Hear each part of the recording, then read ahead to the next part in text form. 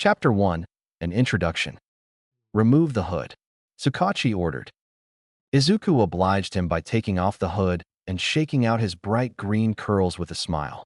He also took off his cloth face mask and tucked it away in his pocket to reveal freckles and his lower face. Tsukachi narrowed his eyes, sighing, and placed a red blinking recording device on the metal table and then laced his fingers together. Please state your name and age for confirmation in the presence of my quirk, Truth, he said firmly. Midoriya Izuku, age 14. Izuku said without complaint. Izuku grinned at Eraserhead, giving him a fluttering wave before he crossed his arms. Midoriya, do you know how serious this is? Tsukachi asked. Seriously. Absolutely, detective. I believe this is, not very serious at all. Izuku grinned. It was more baring his teeth than a real smile. Tsukachi sighed again. Congrats on capturing me, by the way. It's cute that you worked so hard for this. Midoriya, can you tell us about how you became a villain? Tsukachi said, ignoring Izuku's teasing as he assessed him. You started as a vigilante when you were 9 years old, correct? I guess you could say that. I got bored one day and decided to see what it was like. Izuku shrugged. It was fun, kicking the shit out of people and leaving them on your doorstep. Tsukachi nodded, writing something on his clipboard. You started killing other villains soon after you turned 11, dropping their bodies off at the station instead, correct? No. Izuku grinned, while Tsukachi frowned. All right, when did you start killing? Well, I had my first kill when I was 5, but it was mostly accidental. Can you elaborate? My good detective, I'd love to. Izuku laughed. See, my dad decided I was old enough to start using my quirk.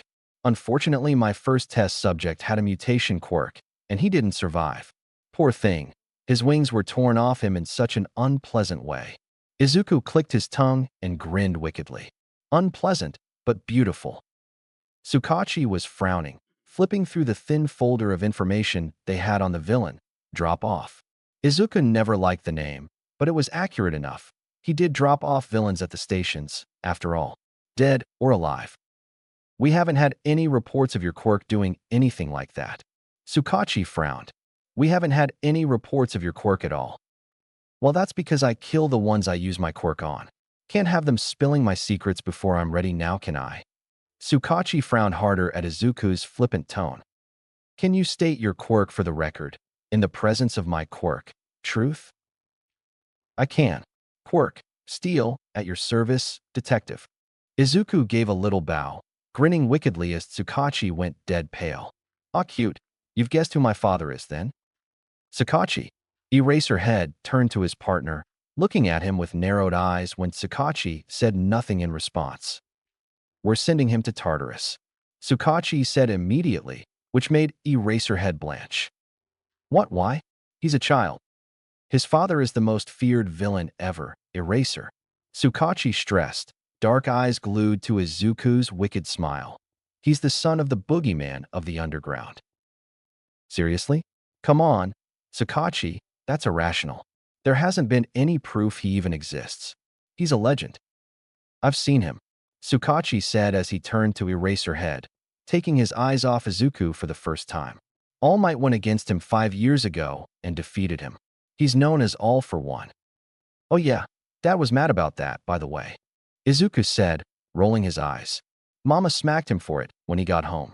Only idiots get caught by accident. He's still alive. Tsukachi choked, making Izuku laugh. Duh, you think All Might actually killed him? Sorry to break it to you, but Dad's fine. Injured, yes. Inconvenienced, yes. But all you really did was ensure that my brother will replace Dad in a few years. Izuku sighed dramatically. Dad's gonna retire, which will be so boring. There's more of you? Tsukachi jumped to his feet and slammed his hand on the table, making Izuku blink and Eraserhead sigh. Tell me everything. Now. No, Izuku said, bringing a hand up to examine his fingernails. You're throwing me in Tartarus, which, again, would be so boring, and I am allergic to boredom. How can I collect and kill if I'm in Tartarus? A waste of my talents is what it is. Tsukachi, you need to be rational. Drop-Off clearly has no interest in running the underworld. Eraserhead said, staring at the detective blankly. If what you say is true, he'd have done it by now if he was. Sit down. Good point. Izuku pointed at Eraser with his handcuffed hands. How did we even arrest you? Tsukachi narrowed his eyes at Izuku. The reports say an officer just tackled and handcuffed you. How many quirks do you have? A little under 100. Izuku shrugged. I'd have more, but Dad says I need to be selective because clutter gets annoying after a while. I haven't noticed, but that's what he said. Why didn't you leave? Tsukachi demanded. You could have just, I don't know, not been arrested. Tsukachi, he's wearing quirk suppressants. Aizawa sighed. I thought this would be interesting.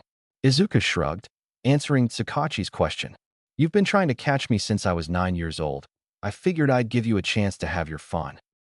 Tsukachi, if you don't sit down and do this interrogation properly, I'm taking you off the case. Eraserhead snapped.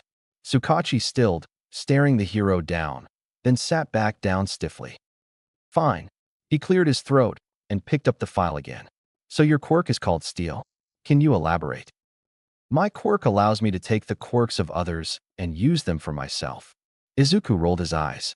It's pretty self-explanatory. Can you give back the quirks you've taken? Tsukachi asked shakily. No. Izuku pouted, crossing his arms. It's stupid. Dad says it's my only shortcoming, but Mama doesn't care. Tsukachi nodded slowly, but moved on. And how does it activate? I can pull them towards me whenever I want. Izuku said, brightening happily, which made Tsukachi stiffen. Currently, I can pull any quirk towards me that's within a mile radius of my position. In addition, I know any and all quirks in that radius and can understand their uses perfectly, if I want to. Much better than Dad's quirk, in my opinion. So you can feel everyone in the building? Tsukachi asked calmly, even as his face drained of color. Yep. It's interesting. Did you know one of your employees has a quirk that allows him to walk on water? Izuku asked brightly. Such a useful quirk. Seems useless, but if he were paired with the girl who can create water from nothing, they could be a perfect duo. Imagine the girl creates a waterfall staircase. The boy can just go up it. Izuku sighed. You people have no creativity. Can't believe you stuck him in a lab and made the girl an assistant. Midoriya. Tsukachi didn't get to finish because Izuku's phone rang. I'm sorry, it's Mama. I'll put her on speakerphone. Izuku dug around in his pocket to reveal his phone, awkwardly tapped the green button with his wrist at an odd angle because of the handcuffs, then clicked the speaker icon. Hey Mama, you're on speakerphone. Say hi to Eraserhead and the detective. Hello Tsukachi, Aizawa, she said, clearly amused. Izuku could just imagine her eyebrows going up as they did when she was pleasantly surprised. Izuku, I said you could spend 2 days at the station, not 5. Your brother nearly destroyed the house when I said he couldn't kill the police officers to get you back. Sorry, Mama. Izuku smiled, ignoring the pale detective and sighing hero. I'll be home soon. Promise. You'd better. Don't think I'll let you keep going out if you pull this again. I gave you a curfew and you weren't back by then. Her voice was stern and it made Izuku wince. Sorry, Mama, he said again. She huffed into the phone, perfectly portraying her disappointment. He sighed. I'll be home before Dad notices. Okay.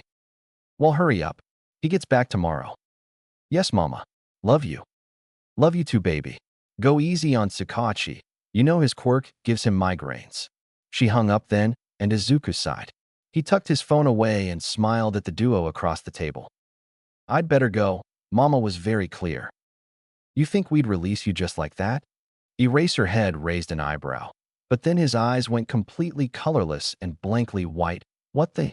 He immediately stood with a shout, shoving back his chair and stumbling backwards with a hand over his eyes. Your quirk doesn't work if you're blind, Eraserhead. I'll be going now, Izuku said, activating a quirk called Whiteout. He then stood and easily unclasped the handcuffs. You should have double-checked, Detective. I don't approve of quirk suppressants. Tsukachi stood, panicked, jumping forward to grab at Izuku. Unfortunately, he was a split second too late, as Izuku blinked himself away. Izuku hated blinking, but it was his only teleportation quirk. He landed roughly on his kitchen floor, groaning as his back slammed into one of the cabinets. Quirk. Blink was useful. It allowed the user to teleport at will through blinking, but it made Izuku's insides feel all twisted and yucky like he was shoved through a rubber tube. "Mama, Mura, I'm home," Izuku yelled into the house, climbing to his feet and dusting himself off. He briefly acted purge, which would boil any contaminants from his body.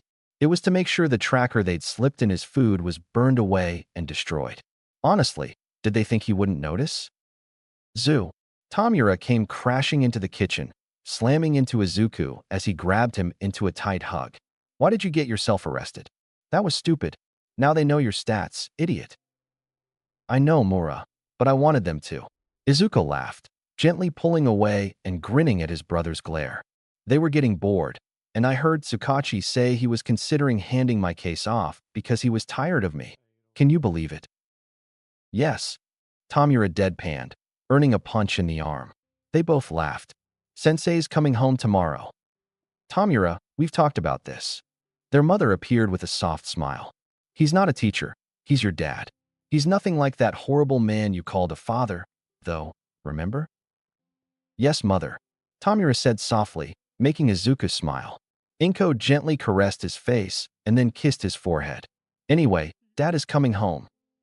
"I know. That's why I came back. Also, Mama, you're terrifying." Izuku gave her a look which made her grin at him. She may seem soft with her rounded body and innocent teary eyes, but it was a facade. She was terrifying. "Hisashi will probably ask about what you've been up to, so be prepared." "Okay." She raised an eyebrow. He nodded quickly. "Yep. I never went to the police station." Izuku then paused with a frown. "Wait, I need to go out again." Tomura groaned. "What now?" "I wanted to show you my new gaming setup. Mother bought me those pre-quirk lights I wanted." "The ones that are little and all straight in a line?" Izuku asked, tilting his head. "Those are the ones that come with the little remotes, making them change color." He remembered. Yes, yes, Tomura exclaimed, eyes slightly crazed with excitement. "What sort of side quest do you need to go on anyway?" "You'll just have to wait and see," Izuku said mysteriously. "Omura, if I gave you a quest of your own, up for it?" "Depends." Tomura crossed his arms. "What is it?" "It's a hacking job." Izuku grinned when Tomura cackled in delight. "All right, let's hear it," Tomura prompted. "I want you to scrub all of the footage from every police station from the entire week. All of it. Audio, interviews, data, everything you can get your extremely dangerous hands on." Izuku laughed at the absolutely delighted look on his brother's face. "All of it? You're not making me keep some." Tomura's eyes were ecstatic as he grinned almost maniacally. "Nope. Have at it. Destroy whatever you want and feel free to add whatever villainous viruses and bugs you want." "Perfect. You never let me have at it like this." Tomura exclaimed, running upstairs. "I'll be back." "Mother, I'll be in my room doing very villainous things." Inko laughed after her oldest, turning back to her youngest with a fond smile. "You didn't have to do that," she asked, making Izuku shrug with a smile. "I like making him happy. You know how Dad makes him do those precision jobs where subtly matters. Giving him free rein to destroy always makes his day." His mother ruffled his curls softly. "Oh, Izuku, I missed you." She pulled him into a hug. "Welcome home," he sighed, burying his freckle-covered face in her shoulder. "I missed you too. It's good to be home." Izuku pulled away with a sigh. "I'm headed back to the police station. Tsukachi recorded the interview, so I need that recording device." "Okay, baby. Be home for dinner, all right?" "I will." Izuku smiled at her and then activated Blink. Izuku slammed into the hard floor of a familiar interrogation room with a groan, standing up and waving at the camera for Tomura. He then activated Chameleon and slipped out of the room. Chameleon was a complex quirk that made his cells and small things in contact with his skin completely translucent, allowing people to see right through him without even knowing it. Izuku took note of where everyone was using steel, found Tsukachi in his office, then headed down the corridor on silent feet. He went slowly, ensuring nobody heard or could otherwise notice him, grinning as someone looked right through him. Tsukachi was still in his office when Izuku got there, so he gently opened the door with a maniacal grin. "Who's there?" Tsukachi asked. When the door was fully open but there was no one for Tsukachi to see, he shot to his feet and drew his gun. I'm warning you. Reveal yourself. Izuku did not do this. He instead used psychokinesis to open the window a few inches before slamming it shut with a clatter. Tsukachi spun around and immediately turned his full attention to the window as Izuku spotted the recording device on the desk. Izuku snatched it up and hid it in his pocket, the device vanishing, then went completely still. Tsukachi turned back around and immediately noticed the missing recording device. He fumbled for his phone, eyes darting suspiciously around the room as he dialed a number and pressed call. "Aizawa, we have a problem," Tsukachi said before the other person on the line could say anything. "Do I need to come back? I just left the station. The recording device is gone. I don't know what good your presence would do, but it's definitely a problem." "You lost it?" "I think someone with an invisibility-type quirk came into my office. That's the only way I can explain the door opening by itself and then the window slamming shut. I never saw anyone, and I was standing right there." Tsukachi ran a hand through his hair roughly.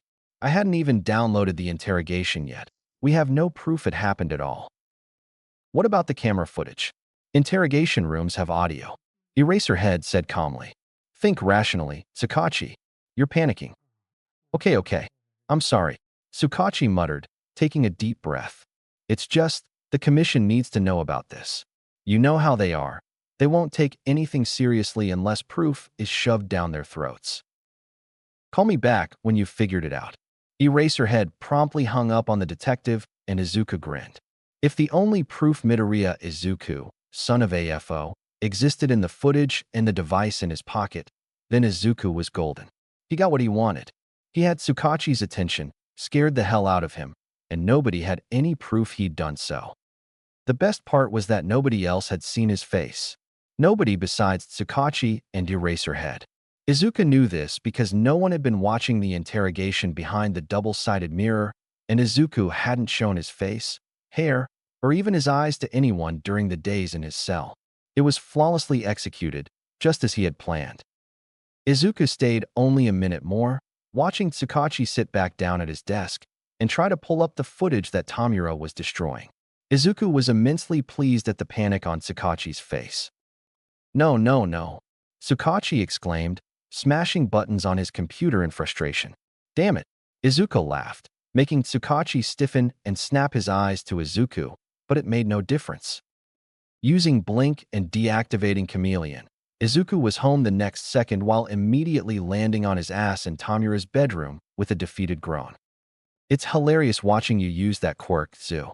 Izuku looked up at his brother's grin with a glare. "Before you ask, I've ruined all police stations in a 100-mile radius." "Excellent." Izuku laughed as he stood, brushing himself off. "Did you see me wave?" "I waved at you." "I did." Tamura cackled. "Very nice. You landed on your ass then too." "Oh, come off it." Izuku shoved his brother and made him cackle. "Can I have the recording device?" Tamura asked, fingers twitching and eyes bright. "Sure, here you go." Izuku handed it over easily. Tamura pressed all 5 fingers to the little device and cackled as it dissolved into dust. "You've been practicing." "Mother's been bugging me." Tamura groaned. "You're 20. Tamura, you need perfect control of your quirk." Tamura, "No, you can't just play games all day, Tamura." He playfully made his voice high-pitched and bossy. Izuku burst out laughing. "She's amazing like that." Izuku giggled, making his brother sigh. "I think it's great you're still practicing." "Hey, I stopped disintegrating things randomly when I was 12. Tamura defended, crossing his arms. "Sometimes I mess up, yes, but so does everyone." "I know, Tamura," Izuku said, smiling. "That's why you don't even wear gloves anymore. It's proof of how cool you are." Izuku pulled Tamura into a hug, his brother melting slightly at the affection. "Really? Remember when I tried getting a hang of that crumble quirk?" Tamura pulled away with a laugh. "You wanted a quirk like mine because you said it was powerful and you couldn't steal it." Tamura grinned. "You destroyed literally everything for a week before Mother gave you that ultimatum. Did you know it still stands?" Izuku raised an eyebrow. "If I use that quirk even a little bit, I'm grounded and have to wear gloves for the rest of the week, even if I turn it off." "Serves you right." Tamura flicked Izuku's forehead. "Not everyone can be as cool as me." "Too true," Too true, Izuku said, nodding seriously. Tamura shoved him, and Izuku laughed. Izuku. Both of them froze, then slowly turned to the door where their dad was lingering in the doorway. You've been busy these last few days. Hey dad. Izuku waved nervously. You're back early. You're dead, Tamura whispered, earning a smack from Izuku that made him choke on a laugh. Come along, Izuku. Their dad called, holding out an arm. Hirojiri will be escorting us to my office. Oh man, Izuku groaned. Tamura patted his shoulder, and Izuku walked forward with resignation. He took his dad's offered hand, his hand being swallowed by his father's huge one, as one of Kirojiri's portals appeared before them. His dad pulled him through without delay. Now, Izuku, you know you'll need to be punished for this, Hisashi said, sitting down behind his desk heavily. Izuku could feel the disappointed stare, even through his dad's mask. I know, Izuku said, toeing the carpet with one of his feet. I was bored. You can't keep misbehaving just because you're bored, little one, Hisashi chided, making Izuku cross his arms. Your punishment will be a little more severe than just being grounded. Okay, what is it? Izuku sighed. He just hoped his dad didn't make him go another month quirkless. That was the worst. He had a quirk suppressant around his ankle the whole time. He'd gotten so bored. Yeah, most of his mental quirks still worked despite the suppressants, but it still sucked. You'll be taking the UA Heroics entrance exam and spending a year as a heroic student. His voice held sharp finality. Izuku gaped at him in disbelief for a solid second after. No, he exclaimed, eyes widening with horror. No, you can't. Izuku, you got yourself arrested. Hisashi scolded with heavy disappointment. Purposefully, I might add. You revealed your face and name, which put all of us at risk. A year in high school isn't the end of the world. In addition, you're only allowed to use 2 quirks the entire time you're at school. Dad, please, I won't do it again. Izuku cried desperately. Don't make me go to UA. I can't do school, I can't. There's people there, Dad. They'll talk to me and want to be my friend. Let this be a reminder, Izuku, his dad said, standing. This will be your longest punishment yet, but if you promise to be on your best behavior, then I'll consider pulling you after just a few months. Dad, please don't. Izuku tried again, clasping his hands together desperately. I might not even pass. Izuku, his father's voice was sharp, my punishment is final. You will pass, and you will go to UA. You've always hated the idea of being a hero, and now you'll have to act like one. It won't kill you, so let it be a lesson. Izuku wilted, dropping his head and nodding. Yes, Dad. His voice shook with both anger and tears. Hisashi stood and came over to hug him gently. Izuku pressed his face into his father's chest. When Izuku was dropped back off in Tamura's room, he immediately fell face first on his brother's bed and started screaming into a pillow. Tamura spun in his desk chair and raised an eyebrow. What did Dad say? I'm going to be a hero student at UA. Izuku cried, sitting up to whine at Tamura. Maybe as long as a whole year. Ouch. Tamura winced. He assessed Izuku's teary eyes and his shaking fists, then nodded. Want to go to Takoba and destroy the trash? 3 days' worth of dishes duty says I destroy more than you. Izuku gasped and jumped to his feet. I'll get my gloves. I'm going to use Crumble, you're on. Tamura cackled as Izuku sprinted from the room. Hirojiri, we're going to destroy a beach. What? Chapter 2. Entrance Exams. Izuku frowned at his brother as he crossed yet another quirk off the list. Why can't I use Heave? Izuku asked, leaning over the list. Strength quirks are useful. You think all quirks are useful? Tamura grumbled, eyeing the very few that he hadn't crossed out yet. Since Dad says you have to pass, which means you need something stereotypically heroic and powerful. Tamura scowled. Dad told you that you'd be taking the entrance exam 2 whole weeks ago. You should have picked sooner, but you're stuck on that one stupid. I'm not budging on a tract. Izuku huffed, crossing his arms. I picked it 2 weeks ago, and I'm not changing my mind. Why? Psychokinesis is so much better. His brother threw his hands up. A tract only brings things towards you, specifically your hands, and that's it. Psychokinesis allows you to move things around however you want with your mind. Well, a tract is like mamas. Izuku admitted, flushing as he looked away. Tamura stared at him for a moment, sighed, then reluctantly circled a tract. Fine. So what else? Also, have you come up with an explanation for how you have two quirks? Tamura turned to raise an eyebrow. Dad says you can pick two. That depends on what we pick. Izuku hummed. They'll have to be able to pass as one chew. Izuku, you have 10 minutes before you need to leave. Inko came bustling in with a disapproving expression. What's this? She asked, leaning forward to examine the paper. Zu still hasn't picked which quirks he wants to use. Tamura made a face. So we wrote down all the quirks he has and we're sorting through them because he needs to get his ass in gear. He picked a tract for one of them. Ah, Izuku. Inko ruffled Izuku's hair with a soft smile.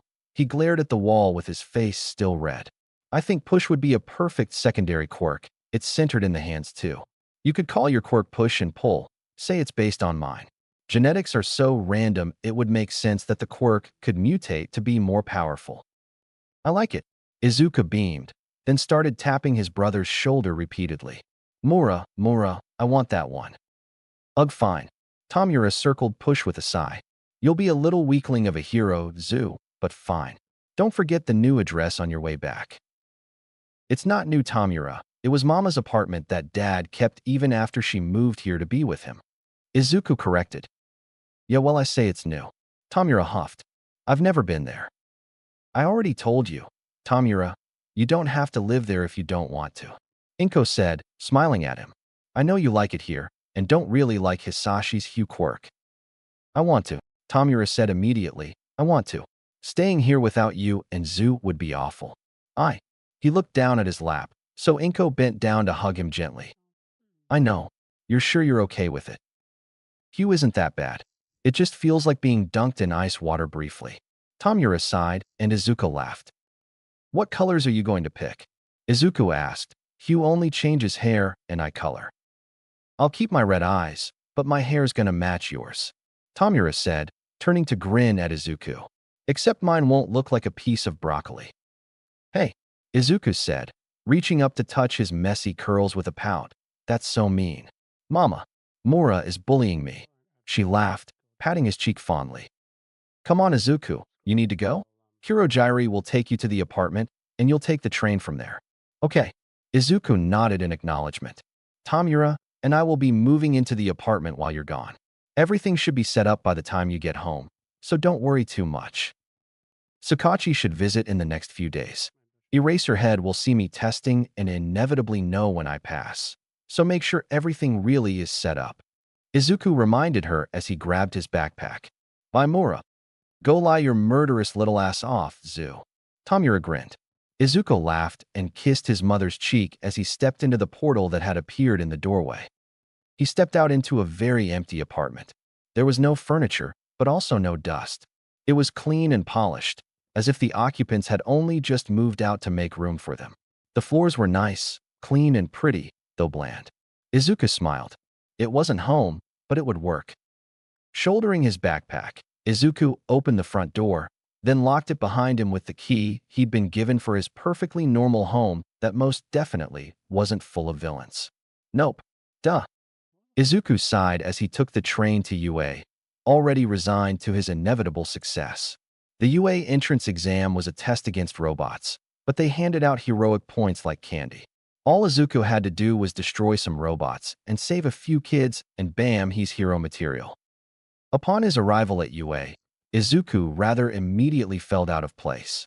The story was that the Midoriyas were a well-off, middle-income family, and Inko homeschooled both her children because she wanted to keep her sons close after her boyfriend abandoned her. Because of this, Izuku had no middle school uniform, so he stuck out like a sore thumb. Part of him knew nobody cared or were staring, but his anxiety said they were judging him. What? They didn't like his sweatpants and t-shirt combo.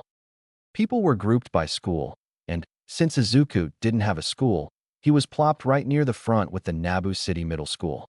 Izuku was curious, so he activated Steel and let it spread out to feel for quirks.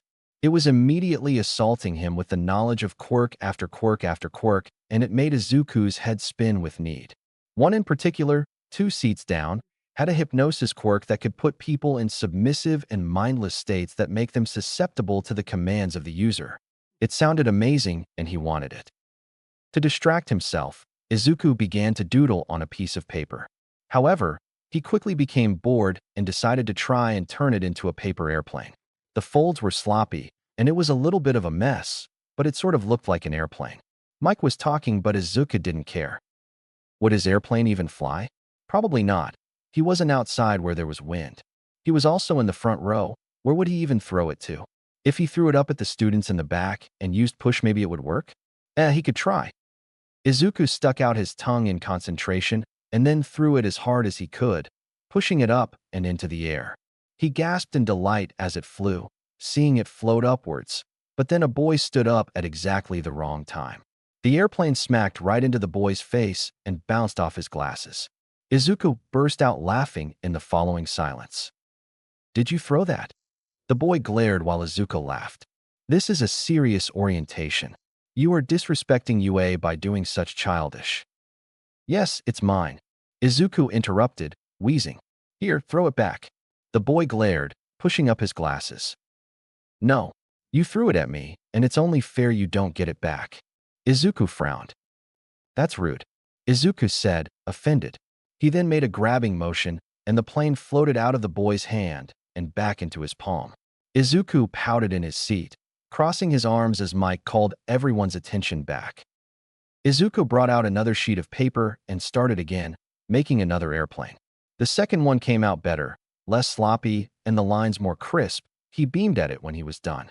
He was considering throwing it when the lights flicked on, and Izuku looked up in surprise. It seemed Mike was done blabbering about nothing, which was good. Izuku popped out of his seat and immediately threw his airplane happily. Unfortunately, it ended up smacking into someone again. Why can't people just get out of his way? His little plane just wanted to be free. "Damn it," Izuku complained, scooping it up. "Oh man, the wing is damaged." "Don't you care about the exam at all?" Izuku looked up at the annoyed voice and came face to face with the hypnosis user's purple eyes. "Why would I? It's not like it's going to be hard." Izuku frowned. "Oh, you're one of those." The boy scowled. "You think you'll skate by so easily you don't even need to pay attention, right?" "I mean, yeah." Izuku shrugged. "Anyone could. Though, they forgot to add the secondary scoring to the pamphlet. Did Mike mention it?" "Excuse me." The boy looked tiredly annoyed. Izuku blinked. "The heroic points. Did he mention the heroic points?" Izuku repeated slowly. "Seriously, it's like you weren't listening." "What are heroic points?" The boy's face was screwed up in confusion. Izuku sighed. "They give out points to people who seem heroic." "Super easy." Izuku shrugged. "I think they're called rescue points. They're testing people to see if they'll prioritize destroying robots instead of protecting their fellow examinees." "You're serious?" Izuku zoned in on the boy's face. He recognized that tone. It was a bland tone that tried to hide desperation. Izuku could see heavy scrutiny in the boy's gaze. "There's another way, besides the robots." "Obviously. How'd you think people with non-physical quirks get in?" Izuku raised an eyebrow. "Look, this talk was great, but I don't do friends. Good luck, or whatever. I'm sure whatever heroic dreams you have will come true and all that." CYA. Izuku brushed past the boy without another word and threw his paper airplane again. Using push and pull, that was absolutely what his quirk was, nothing suspicious here.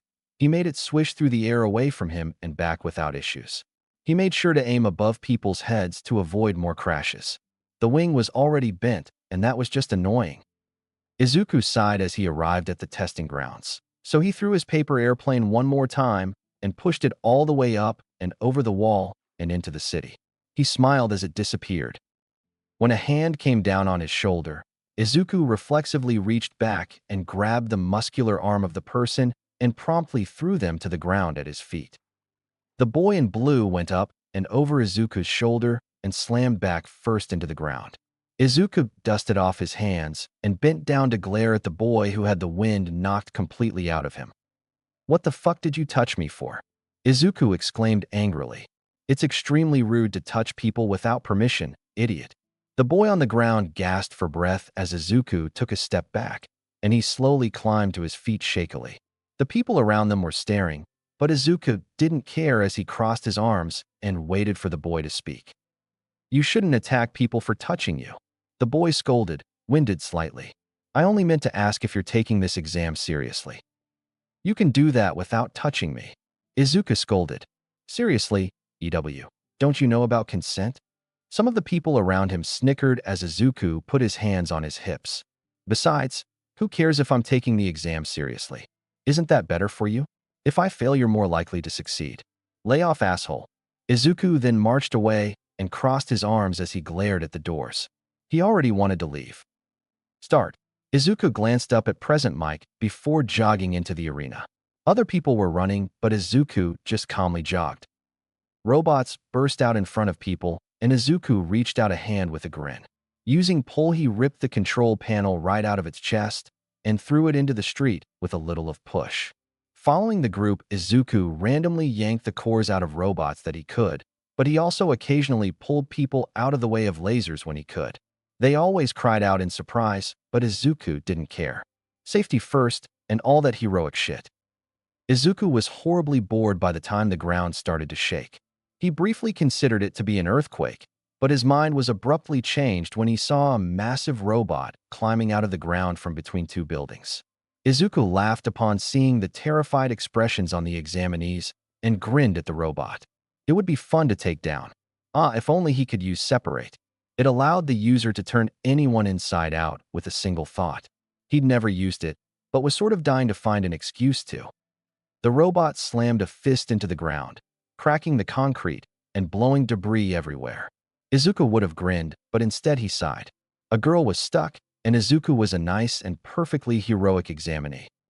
Izuku jumped off the roof, rolling as he landed, then immediately started using push to shove the concrete blocks off the girl. Once enough was cleared, Izuku used pull so she was yanked towards him. He caught her easily, bridal style, then gave her a pretty smile that made her go pink in the face. Considering his next move, Izuku set her on her feet. Go on, get to safety, he said evenly. Then he turned back to the robot and shut his eyes for dramatic effect. He put both hands up and took a deep breath as the robot closed in. Using push, he shoved the robot so hard it stumbled backwards into a building, then used pull to yank its whole core out and as many electric wires as he could. It flew right at Izuku, who sidestepped it. Then he gently pushed the girl out of the way too. The robot collapsed backwards, slamming into nearby buildings and sending metal in every direction. To be polite, Izuku pushed every projectile aimed at the students away with a smile. Oh, how heroic he was. Look at him. He was so cool. That was when the exam ended. Izuku sighed as Mike yelled and started back towards the entrance. He accepted the gummies recovery girl gave him with a nod before leisurely heading back to the main campus. Izuku left UA and took the train home, unlocking the door and stepping inside without delay. He then blinked as he shut the door behind him. Izuku, welcome home, his mother said with an amused inflection. He snickered as he switched to the indoor shoes he found by the door. Nice place we have. The pictures are real cute. Izuku raised his eyebrow at the framed pictures of a baby Izuku with a very anxious Tamura holding him like glass figurine. The pictures were real, so were most of the others, but Tamura had green hair in every single one of them. There was also an absence of gloves on Tamura's untrained hands. Obviously, they had been modified. Hisashi thought they'd make the place more welcoming and authentic. She laughed. Oh, he wanted to give you a quirk today, in preparation for the detective's visit. Kurogiri will take you. Sounds good. Izuku smiled, barely containing his excitement.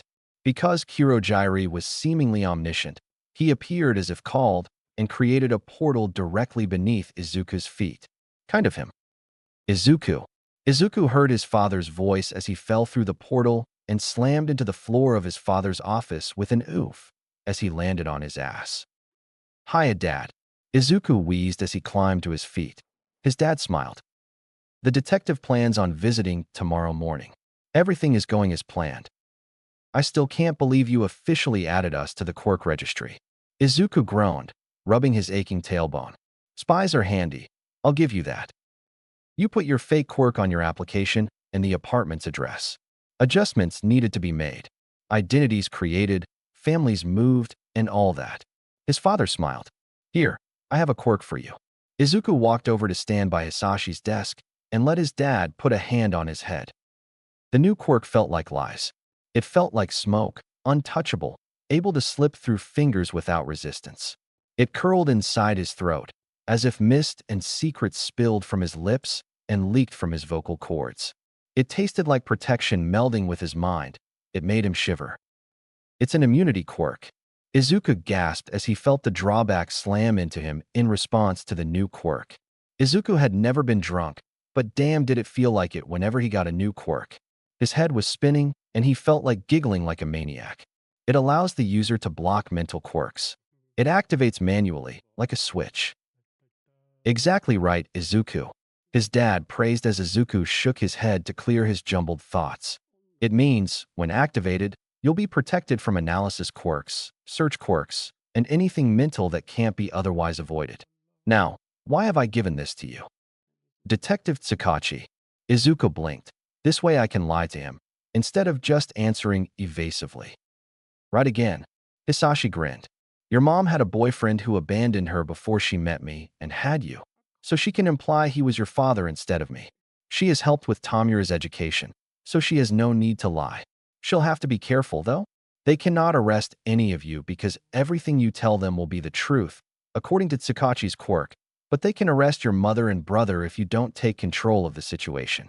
Although, maybe deactivate it to lie occasionally. Nobody is always honest. It could tip him off that you're somehow tricking his quirk. I got this. Izuku grinned, playing with turning it on and off. I would like to remind you how disappointed I am in you, though. Izuku wilted.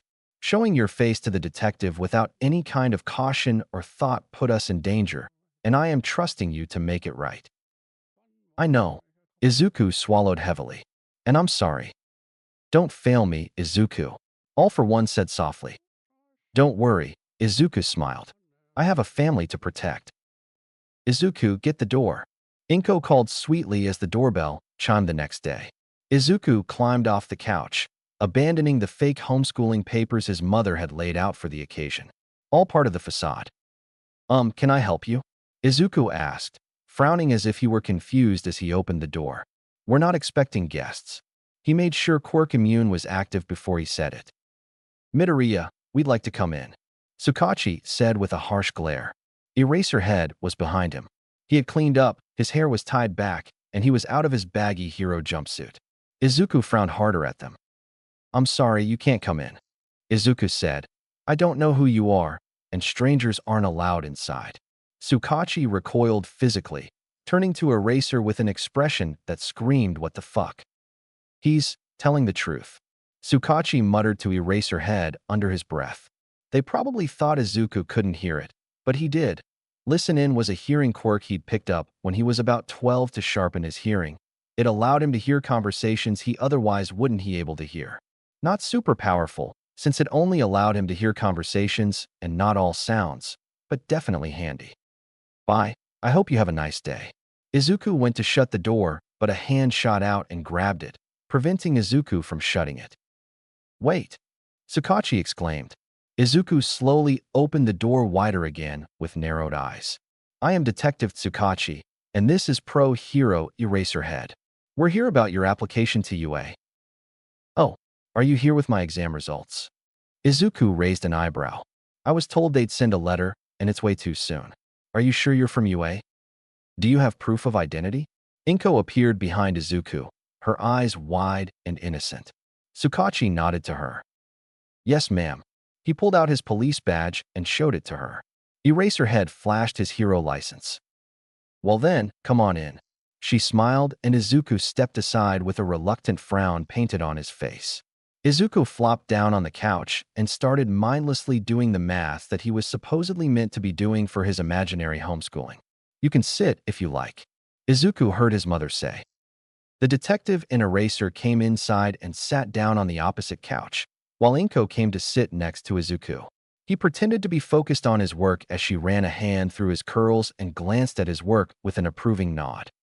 So, you said you're here about UA? Inko prompted. Izuku glanced up to see Tsukauchi looking faintly panicked, probably because he had no idea what to say. Yes. We're here to ask a few questions, he said, glancing at Eraser. The hero sighed. My name is Izawa Shota, and I'm a homeroom teacher at UA. Eraserhead said tiredly. We decided to be more careful about selections this year and are interviewing students we have our eyes on. Sometimes they get in, sometimes they don't, however, so this isn't a guarantee for his acceptance. Thank you for clarifying. Inko smiled at them. What did you want to ask? Mother, who was at the door? Tamura entered right when he was supposed to, blinking in false surprise at the two men on his couch. Oh, hi. Tamura, this is Detective Tsukachi and one of the teachers at UA. She smiled at him. Tamura's job was to confuse the officers and sell the whole family thing. Basically, he was just distracting them. Did the little idiot get expelled already?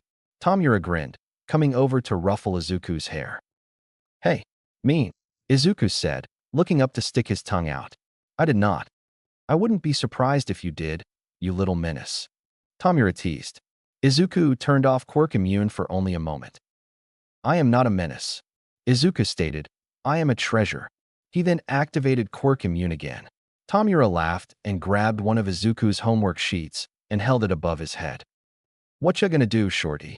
He teased, making Izuku jump off the couch and try to grab it. Maybe it'd be better if you were expelled. You're so short.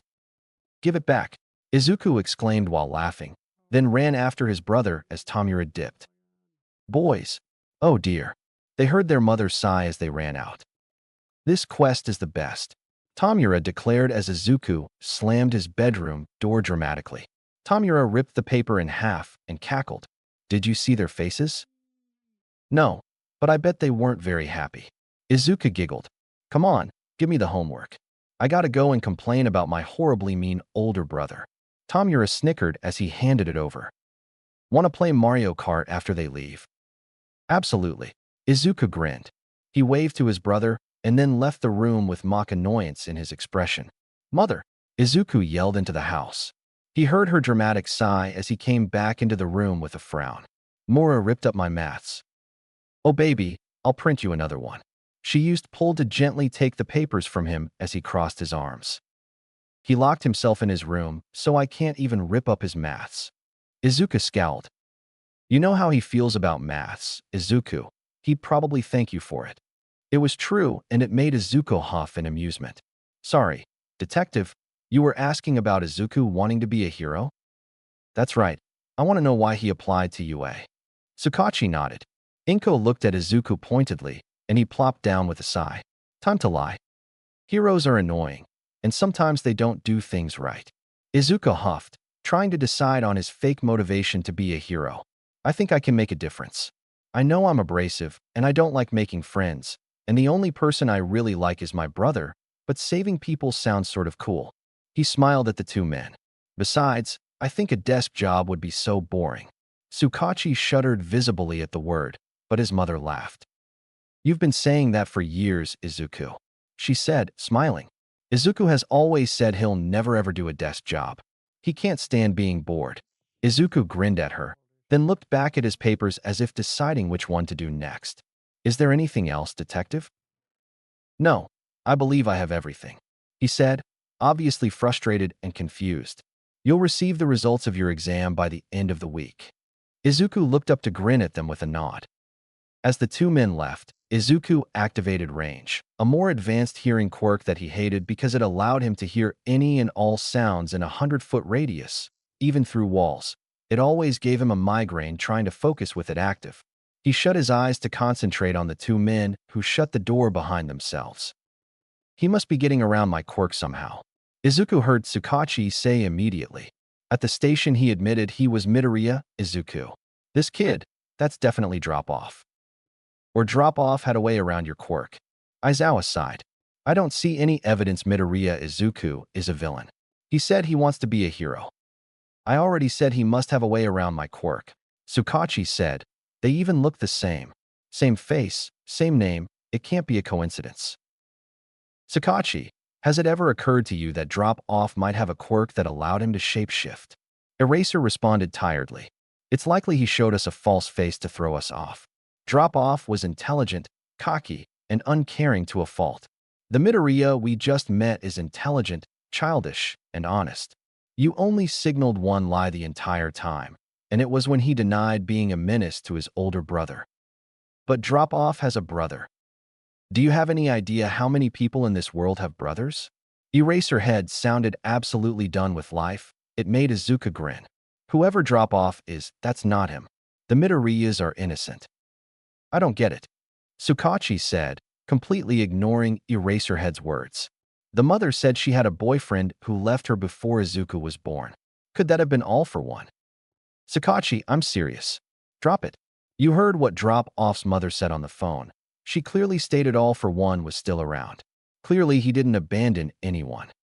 But I said drop it, Sukachi. The footsteps Izuku could hear stopped. Eraserhead's voice was lethal.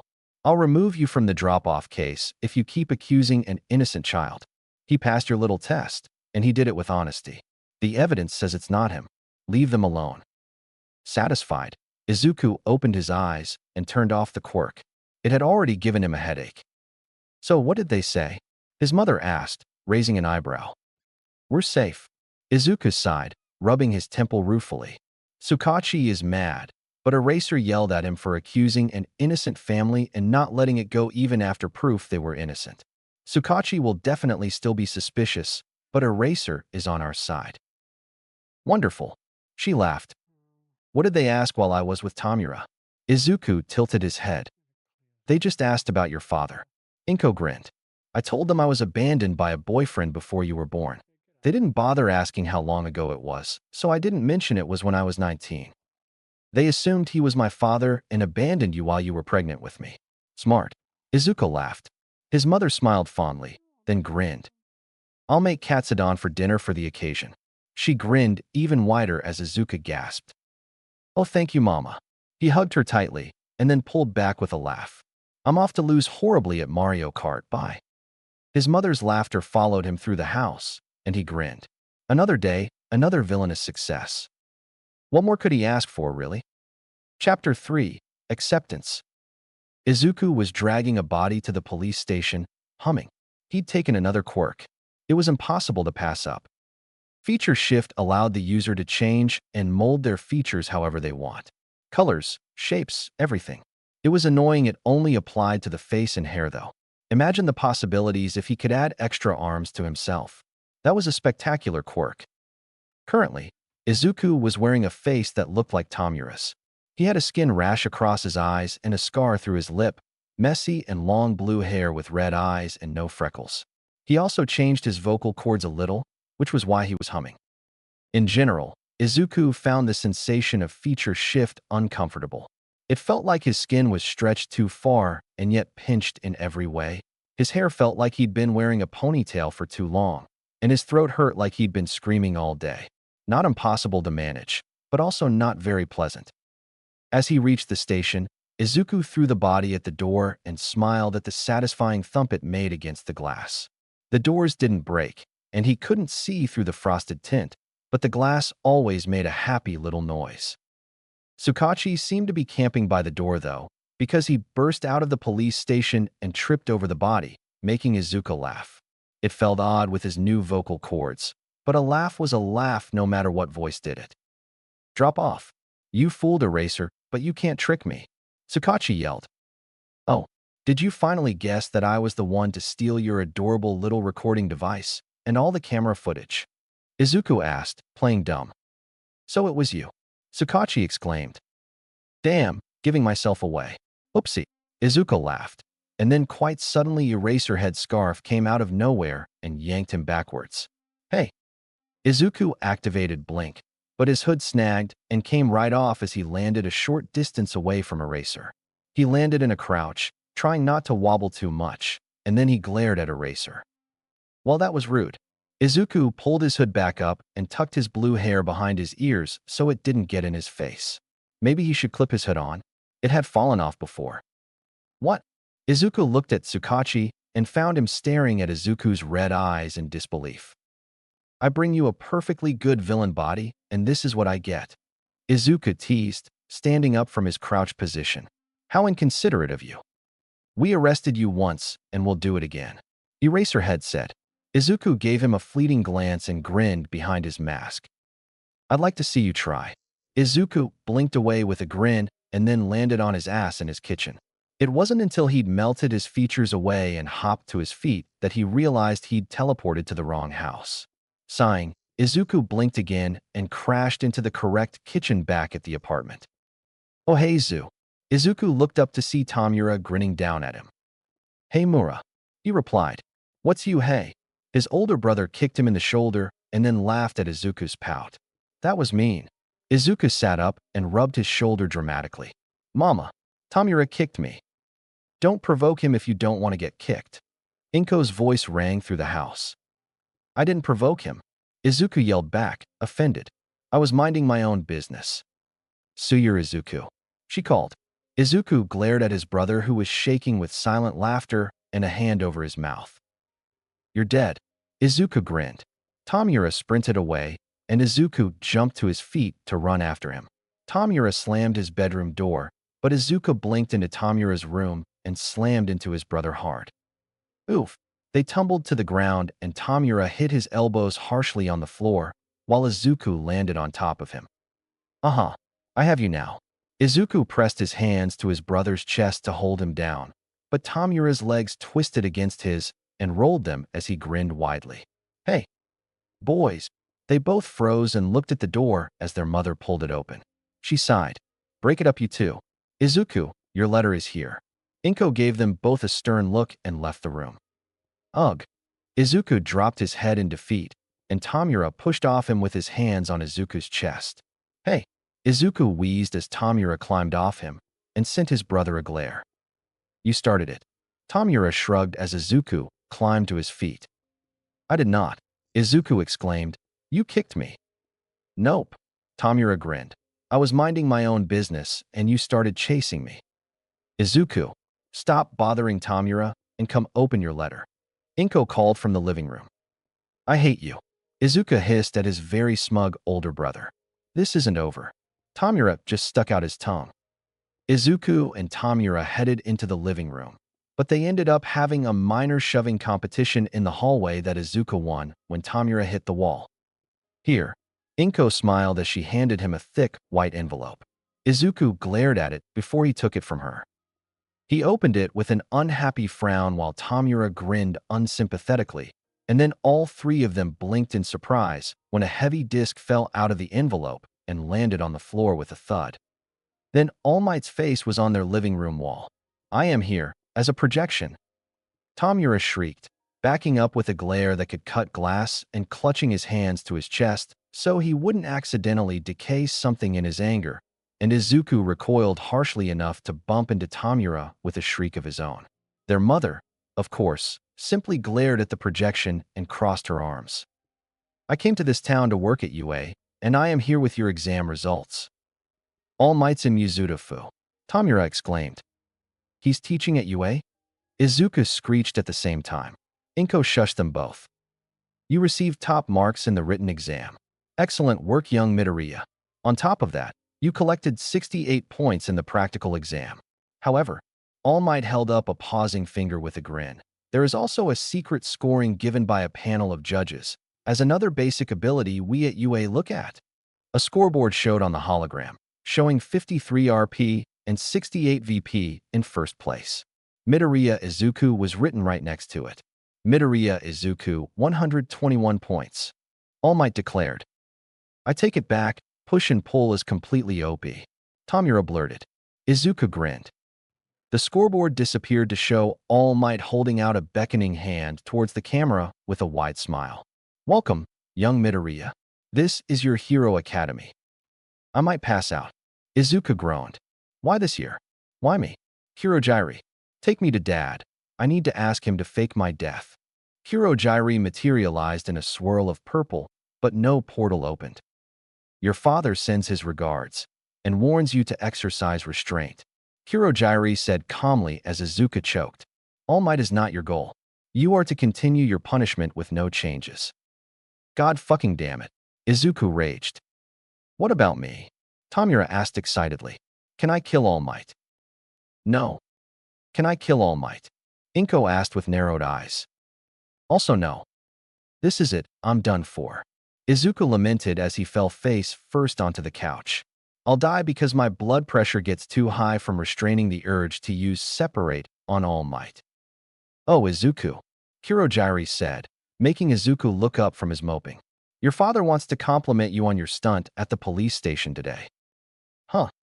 Whether it was intentional or not, Tsukachi has now seen you wearing a face aside from your real Midoriya Izuku face. Izuku blinked. Oh yeah, he'd been wearing Tamura's face. Eraserhead is using that as yet another piece of evidence against Tsukachi's accusations. Oh, fantastic. Izuku grinned. Is it a problem I was wearing Tamura's face? Excuse me. No, your father doesn't believe Tsukachi will make the connection. Tamura's skin condition has improved over the years, and his hair is green at the moment. Kirojiri ignored Tamura. However, it is best if you do not use Tamura's face in front of Tsukachi again. Noted. Izuku sighed, dropping his face back into the couch cushions. Kirojiri left with an audible swirl of his misty form, and Izuku let out a muffled scream into the couch cushion. Izuku. He felt one of his mother's soft hands start to stroke his curls. Just because you can't kill All Might doesn't mean you can't make his life miserable. What? Izuku sat up so fast his mother was left blinking in surprise. How? For one, you don't have to pretend to like him. Inko grinned. You can insult him, ignore him, or outright glare at him as much as you want. There's plenty of people who don't like heroes, and you admitted to Eraserhead and Tsukachi that you believe most heroes mess things up more than they help. Yes. Izuku's eyes widened. Mama, you're a genius. Chapter 4, Quirk Assessment Part 1.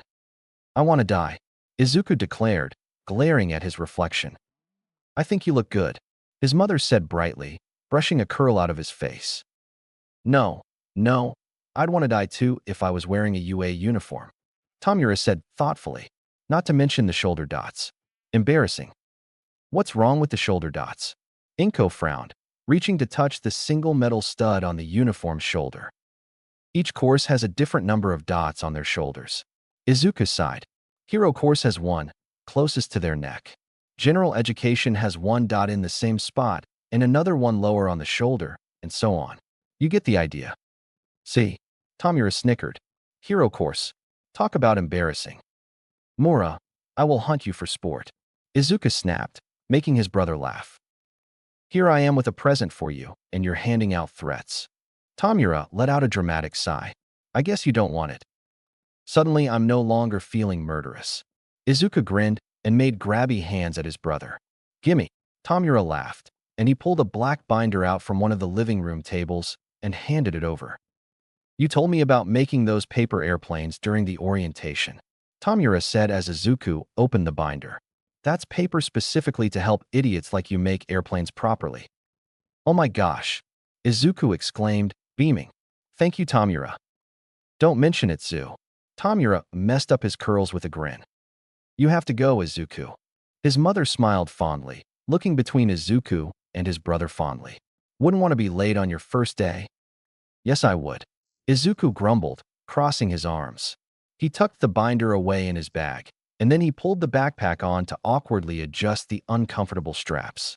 Tamura grinned in amusement, and Izuku stuck his tongue. Thanks for the paper, but I still hate you.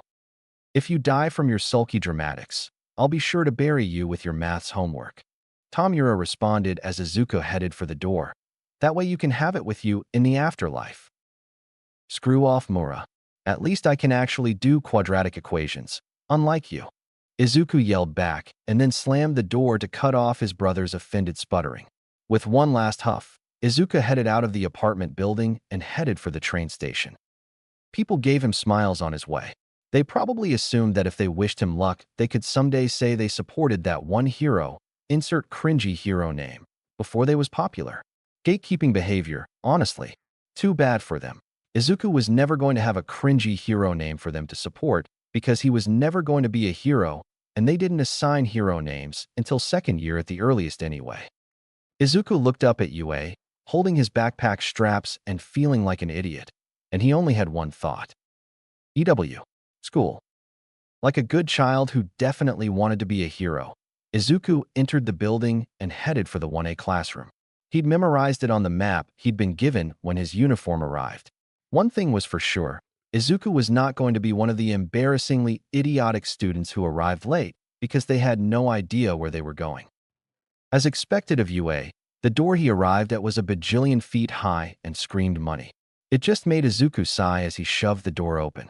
There were about 10 people inside, half the class, and Izuku ignored them as he plopped down in his seat and pulled out the binder Tamura had given him. Just like Tamura said, the papers had guidelines on them. They were dotted and showed him exactly where to fold the flaps. Izuku concentrated as he folded the little flaps, his tongue peeking out of his mouth as he tried his very best not to fuck it up, and when he finished he gasped in delight at the perfect-looking plane. "So you managed to make a plane that didn't look like shit?" Izuku looked up as he recognized the voice. It was the hypnosis quirk user. "Yep, my brother got me airplane paper." Izuku proudly showed off the binder full of paper. "Now I'll have a whole army of perfect little airplanes." Izuku grinned up at the boy who was staring with a raised eyebrow. "You're insane," he commented. "I'm aware." Izuku nodded. "Did you need something?" The boy raised a hand to rub the back of his neck with a sheepish grin that made Izuku raise an eyebrow. "I just wanted to say thank you for telling me about the rescue points," the boy said, eyes not on Izuku as he spoke. "I wouldn't have gotten in otherwise." "Oh sure," Izuku said, waving him off. "Heroic shit, right? Sharing is caring and all that." He rolled his eyes and went back to his airplane. "Right," the boy muttered. "Look, do you hate me or something?" Izuku looked up at him and frowned when he saw the boy's eyebrows drawn together in hurt confusion. "Why would I hate you?" Izuku asked. "You were sitting with my school. Did they tell you anything?" "No, should they have?" Izuku raised an eyebrow as the boy frowned harder. "You meant it when you said you don't do friends." The boy sighed. Izuku nodded, looking back at his desk to start on a second plane. "Not really a people person," Izuku admitted, folding an edge carefully. "My brother's the only one who can put up with my shit." "So it's because you've never had friends, then?" Shinso frowned. "And you have." Izuku raised an eyebrow, again, looking the boy up and down. "You seem to be trying desperately to talk to me, which means you probably want to be my friend but don't know how to say it because you don't do friends either." The boy blinked for a moment before he grinned. It was all teeth, but it seemed genuine. "I'm Shinso," the boy introduced. "Midoriya," Izuku said, going back to folding his airplane. "Since neither of us do the whole friend thing, let's not be friends." "So we're acquaintances?" "No," Izuku denied, folding another flap carefully. "Can't we just be two people who know each other, and we'll probably stick together because neither of us want to be friends with the idiots we have for classmates?" "Fair enough." Izuku noticed Shinso shrug. "Go somewhere else if you're here to make friends," a quiet voice said from the doorway, and Izuku froze. He knew that voice. This is the hero course. He'd either been lying on the floor or sitting on the floor, because when Izuku looked towards the door, Eraserhead was in the process of standing up and wearing what looked like an old yellow sleeping bag. Odd way to introduce yourself to a class, but all right. "Okay, it took 8 seconds before you were quiet," Eraser said tiredly, unzipping and then stepping out of the sleeping bag. "Time is limited. You kids aren't rational enough." Eraser then stepped fully inside the classroom and looked around at the class. "I'm your homeroom teacher, Aizawa Shoyuda. Nice to meet you." Reaching into the sleeping bag, he pulled out a handful of gym uniforms. "It's kind of sudden, but put this on and go out onto the field." "Shit." Izuku laid his head down on his desk. "Exercise." Shinso snorted, which did not help. "We'll be doing a quirk assessment test," Eraser said once everyone was out on the field. Izuku ignored the way half the class immediately started screaming or complaining, choosing to focus on using only pull to attract his plane towards one hand and then the other. It was difficult, which was why he was doing it. "You kids have been doing these since middle school too, right?" Izuku looked up at that, because he genuinely did not do whatever Eraser was referencing because he hadn't gone to middle school. Physical fitness tests where you weren't allowed to use your quirks. The country still uses averages taken from results from students not using their quirks. It's not rational. Well, the Ministry of Education is procrastinating. Then, Eraser looked right at Izuku. "Midoriya, You finished at the top of the physical exam. In middle school, what was your best result for the softball throw? Ah. Izuku blinked blankly at Eraser for a moment. I was homeschooled. I never went to middle school. The teacher sighed heavily. It doesn't really matter. He muttered. Go into the circle and do it using your quirk. Izuku walked forward in confusion and took the ball Eraser handed him. Everyone, keep your own scores in mind and watch. Midoriya, you can do anything as long as you don't leave the circle. Hurry up, give it all you got. Izuku stood in the circle, stared at the ball, and then glanced up at Eraser. I just throw it. Eraser nodded, and Izuku shrugged. All right. Izuku tossed the ball straight upwards, and then he flicked his fingers and pushed it as hard as he could. The ball went flying, disappearing in seconds and zipping off into the distance. After a moment, Izuku flicked his fingers again, adding a little bit of lift upwards, and sent the ball even further. He did it again, and again, and again. Midoriya, you can stop now. Eraser sighed finally. Izuku glanced over at him curiously. All right. Izuku crossed his arms and waited, looking out towards where the ball had disappeared, and a moment later Eraser's phone beeped. Know your own maximum first, Eraser said, glancing at the phone. That's the most rational way to form the foundation of a hero. Then Eraser held up the phone for the class to see. 16.09 kilometers / 16,093.4 m. The class exploded. People were gaping and yelling, and a few were cheering, and several were even glaring. Izuku just uncrossed his arms and walked back to Shinso, who was one of the people with their jaws on the floor. Izuku spotted his airplane nearby, and he zipped it towards his hand with a grin. How did you do that? Shinso exclaimed. I just used my quirk. Izuku shrugged. This looks like fun, a girl exclaimed, bouncing in place. Did you guys see what he did? So cool. Awesome. Someone laughed. We get to use our quirks as much as we want, as expected of the hero course. Izuku watched Eraser with curiosity as his expression shifted. It looks fun, huh? Eraser repeated the girl's words quietly. You have 3 years to become a hero. Will you have an attitude like that the whole time? Izuku couldn't help but grin a little wickedly in response to the amused grin that slid onto Eraser's face. All right. Whoever comes in last place in all 8 tests will be judged to have no potential and will be punished with expulsion. The class broke out in exclamations of shock. Finally, something interesting. Izuku grinned. Shinso gave him a terrified look that Izuku ignored. Last place will be expelled, but it's the first day of school. Someone yelled louder than all the rest. Ah, Izuku knew that one. She was the helpless one he'd saved from the zero-pointer. No, even if it wasn't the first day, this is too unfair.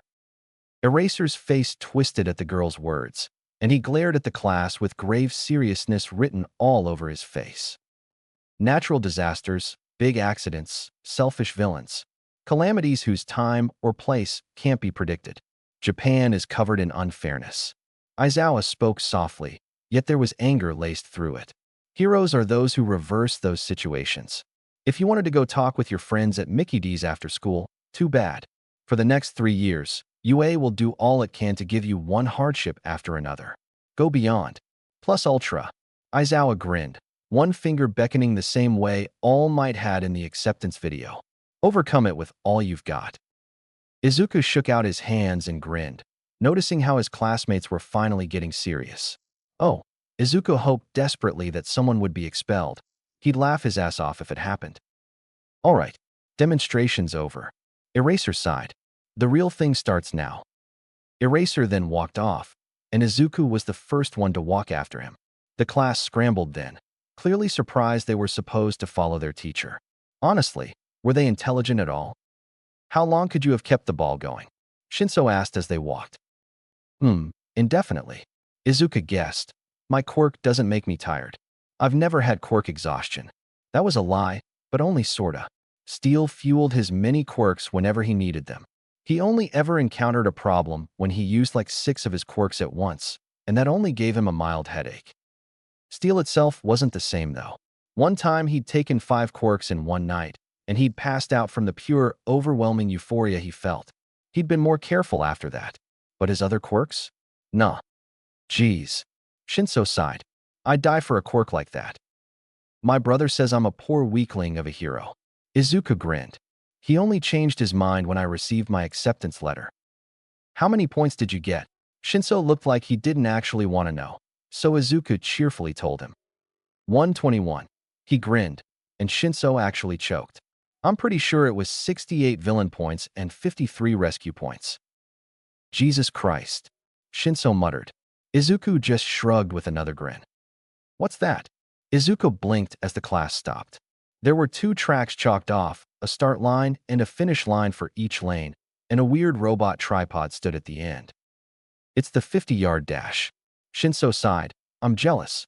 Skipping middle school must have been amazing. Tomura ripped up my homework a lot. Izuku replied, eyeing the students lining up. Tomura's my brother, by the way. Yeah, I guessed as much. Izuku didn't reply to Shinso in favor of activating Steel to get a gauge on his new classmates. Information once again assaulted him, and he breathed in the relief he felt whenever he allowed Steel to reach out for knowledge. It was soothing. Rolling his shoulders, Izuku started sorting through his classmates. Speed Quirk centered in the legs, powered by orange juice. Creation Quirk with a mild intelligence boost, powered by fat stores. Tape Emitter centered in the elbows. Acid secretion and immunity. Gravity altering with mild control of weightless subjects. Amphibious Frog mutation. Tail mutation with minor strength enchantment. Explosions centered in the hands, powered by nitroglycerin secretion. Hardening, that's boring. Electricity generation and dispersion. Izuku stopped short, and his breath caught at the next one he felt. Midoriya? You okay? Shinso asked, raising an eyebrow. Yeah, I'm fine. Izuku swallowed. Ice and fire. The split ability to use both fire and ice, possible to combine them and wield them both at the same time. So many possibilities.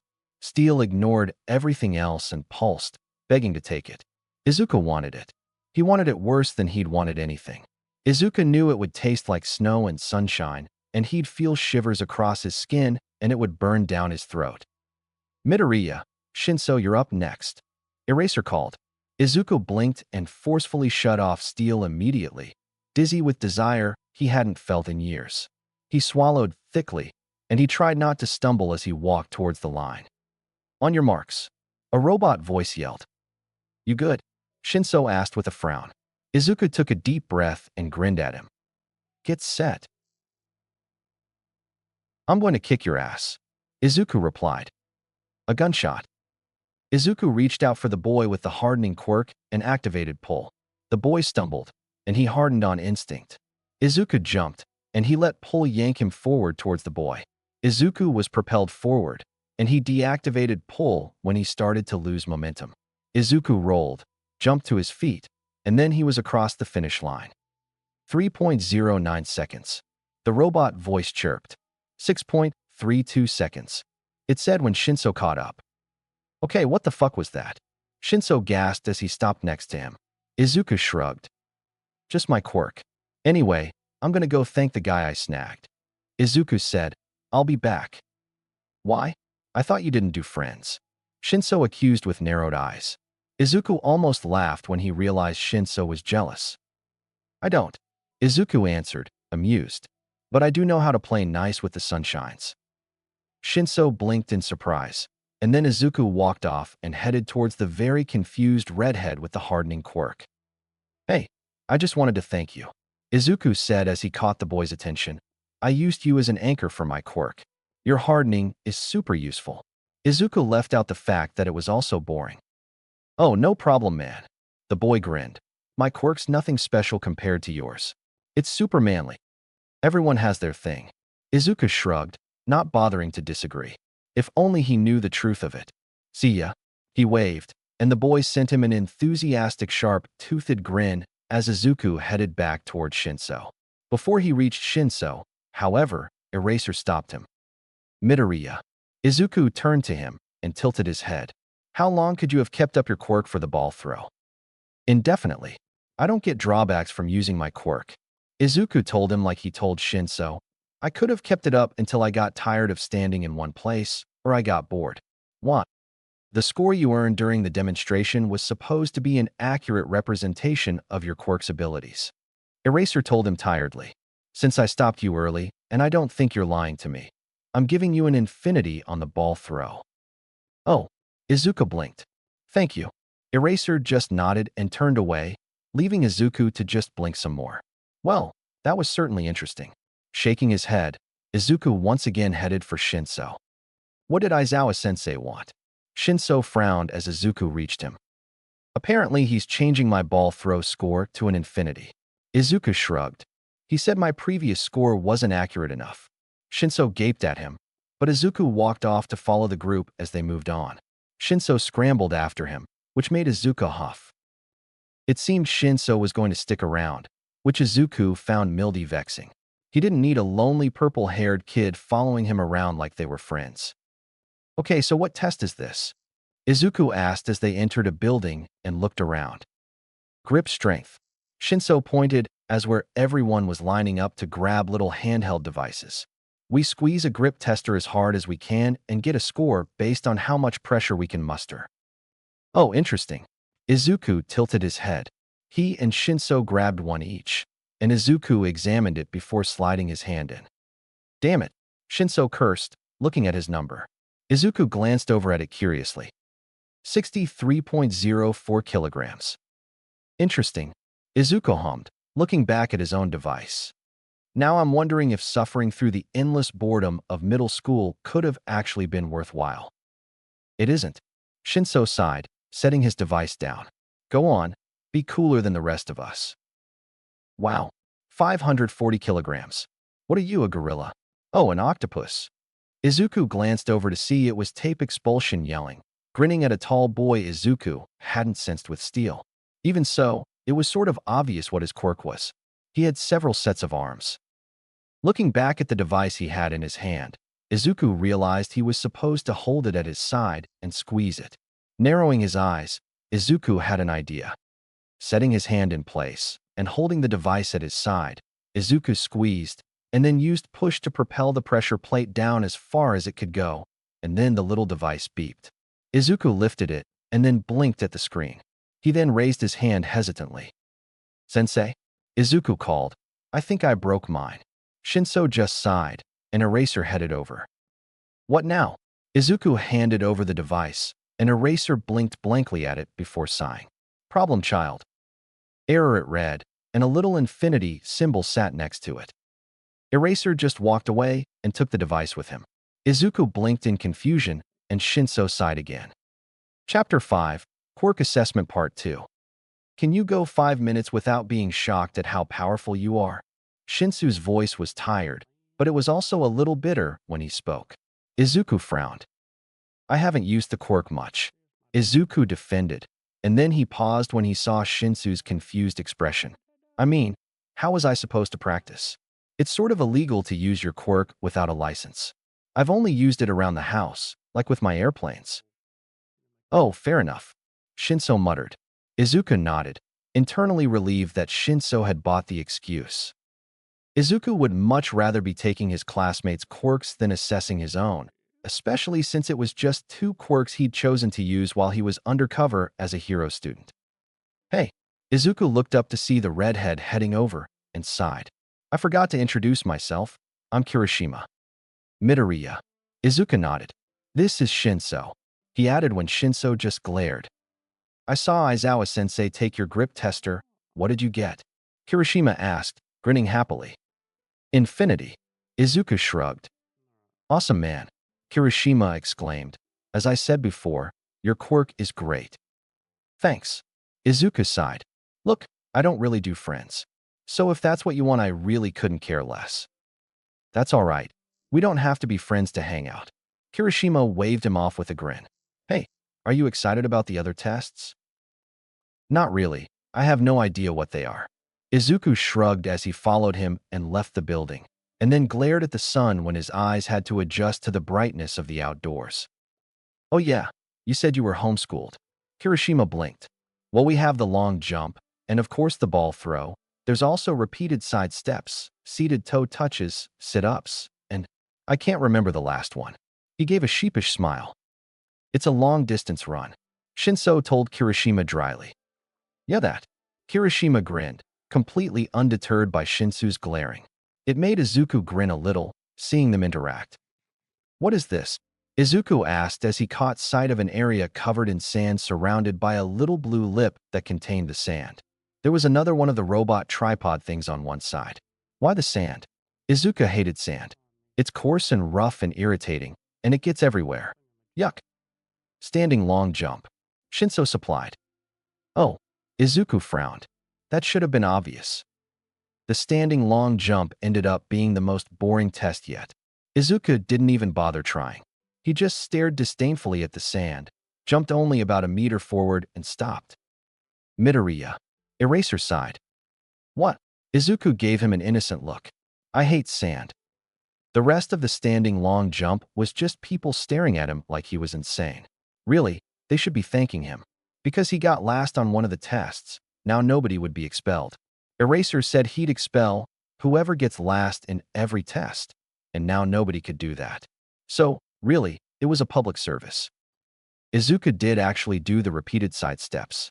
Izuku did score fairly high, but only because his classmates were actual trash who didn't know how to apply their quirks properly to solve their problems. The ball throw was boring. Izuku had already gone, so really all he was doing was just standing around and watching his classmates throw a ball without their quirks. Hardening couldn't use his quirk, Acid couldn't use hers, Tape Elbows didn't use his, the guy with lots of arms kind of had to use his, but that didn't count, and so on and so on. There were only two people Izuku bothered to watch, and that was the explosion user and the gravity manipulator. Explosion Boy propelled the ball 705 meters, which was impressive. Even more impressive was how it looked. Smoke rings and fire and a feral grin. Izuku would have been inclined to grab him and ask him to be a villain, if the kid wasn't such a hero. He was angry because he wanted to be the best, not because he was angry at the world and wanted it to come crumbling down. Such wasted villain material, honestly. The Gravity Girl was just interesting because Izuku wanted her quirk. She had a boring, bubbly attitude that radiated blind faith and goodness, and it annoyed Izuku to no end. Her quirk, on the other hand, seemed useful. When he'd sensed it with Steel, it hadn't been enticing. It wasn't very powerful, and the drawbacks sucked, so Steel wasn't all that interested. However, Izuku thought it might be fun to be able to just send someone to space, and then just let them fall. Midoriya? Shinso called from the circle. Izuku blinked back into the present. What? Izuku's mind went quiet almost immediately. Walk into the circle. A voice spoke softly, and yet it bounced around in Izuku's ears with ominous coaxing power.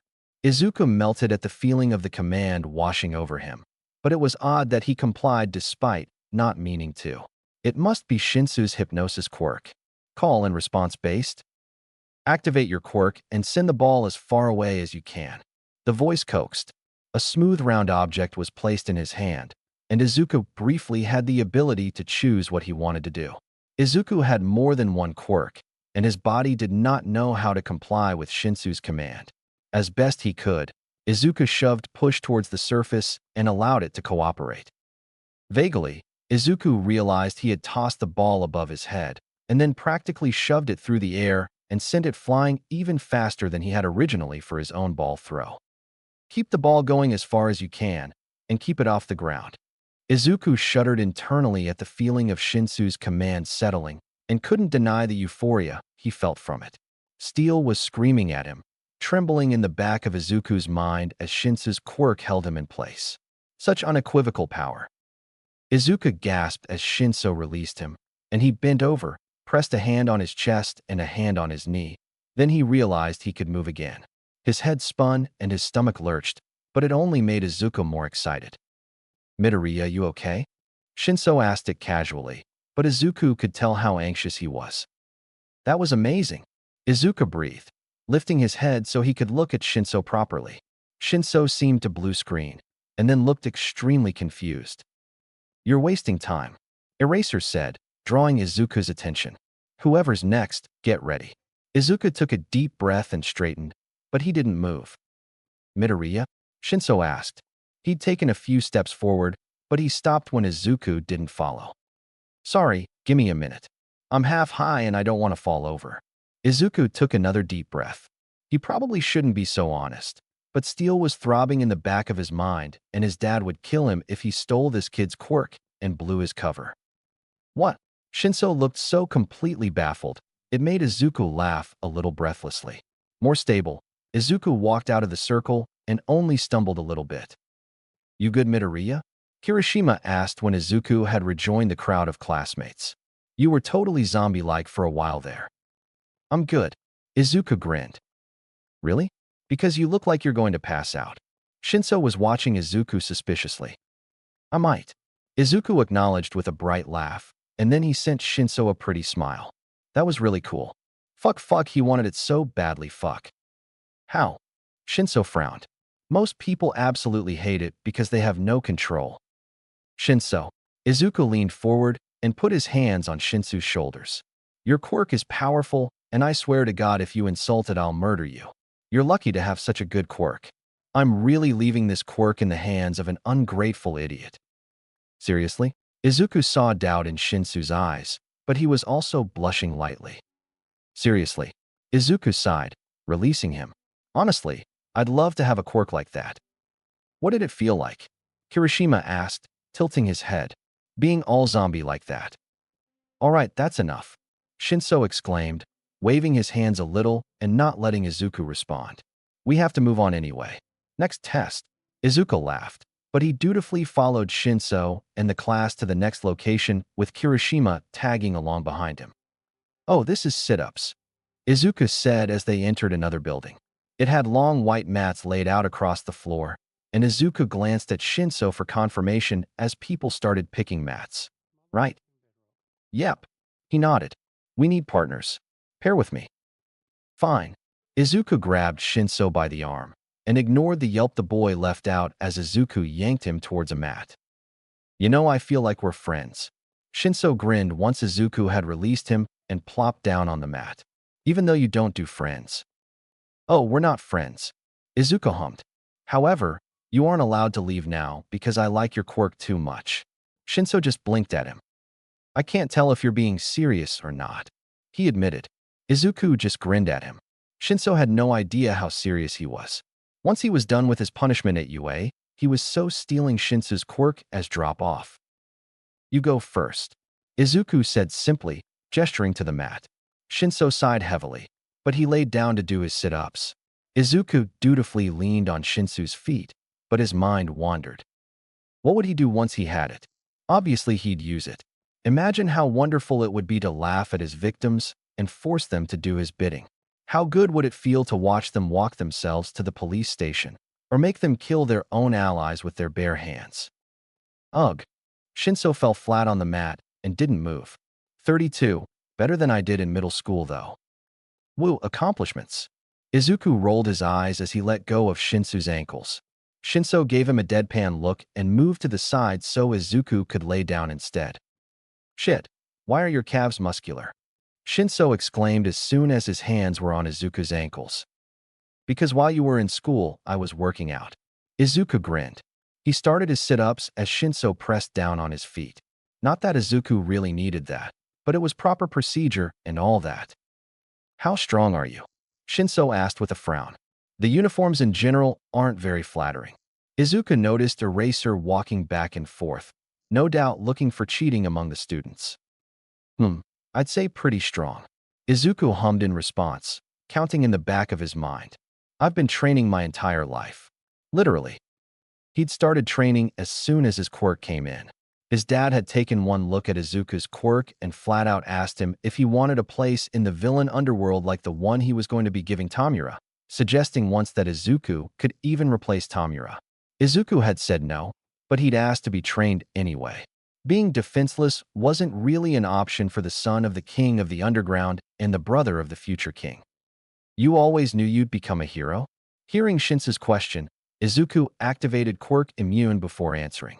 He could never be too careful. No, but my family thought it would be a good option for my quirk. Izuku answered semi-honestly. It was true, but not for heroics, the exact opposite.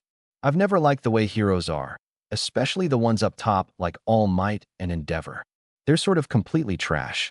So I figure I can fix a lot of stuff if I can do better than them someday. Or kill them. That'd be good too. Are you just going to keep going? Shinso asked after a moment. What talking? No, the sit-ups. Shinso elaborated. Oh yeah, I'm still going. I'm starting to get a little tired, though. Izuku admitted. Jesus. What? Everyone else is done. Shinso said blandly. Izuku paused, but then he continued. Ah yes, my superiority has no end. Izuku finally started feeling an uncomfortable tiredness in his core and just flopped. All right, if everyone is done, there's no point in doing more. You could have done more. Izuku rolled into his stomach to see literally everyone watching him, and the electric user was staring at him with his mouth open. I mean, only about 40 more before it started being a chore, Izuku said, pushing up off the floor and popping to his feet. What did you get? Shinso asked, standing up as well. I stopped counting when you hit 100. Oh, 146. Izuku answered easily. Which test is next? The class finally stopped staring, and Aizawa tiredly pointed to the other side of the gym. Seated toe touch. Line up, everyone. People started towards the back wall, but Izuku made eye contact with someone across the room. He was looking at Izuku with narrowed eyes. Izuku could only stare back, completely frozen. It was the fire and ice user. Izuku hadn't seen him beyond feeling his intoxicating quirk, but he knew it was the boy staring at him. He was split down the middle just like his quirk, and his eyes stared at Izuku with sharp ice, yet burned with anger in a way that captivated Izuku entirely. It took his breath away, and he wanted that goddamn quirk. He wasn't sure which quirk he wanted more, Shinsu's hypnosis or the ice/fire one. One thing was for sure. Izuku was going to absolutely ruin that boy. He was going to rip him so far apart into so many tiny shreds there was nothing left but his beautiful quirk for Izuku to have on a silver platter. He was going to own him and have ice in his veins and fire at his fingertips. Midoriya? Shinsu's voice cut through the staring match, and the fire/ice boy looked away sharply.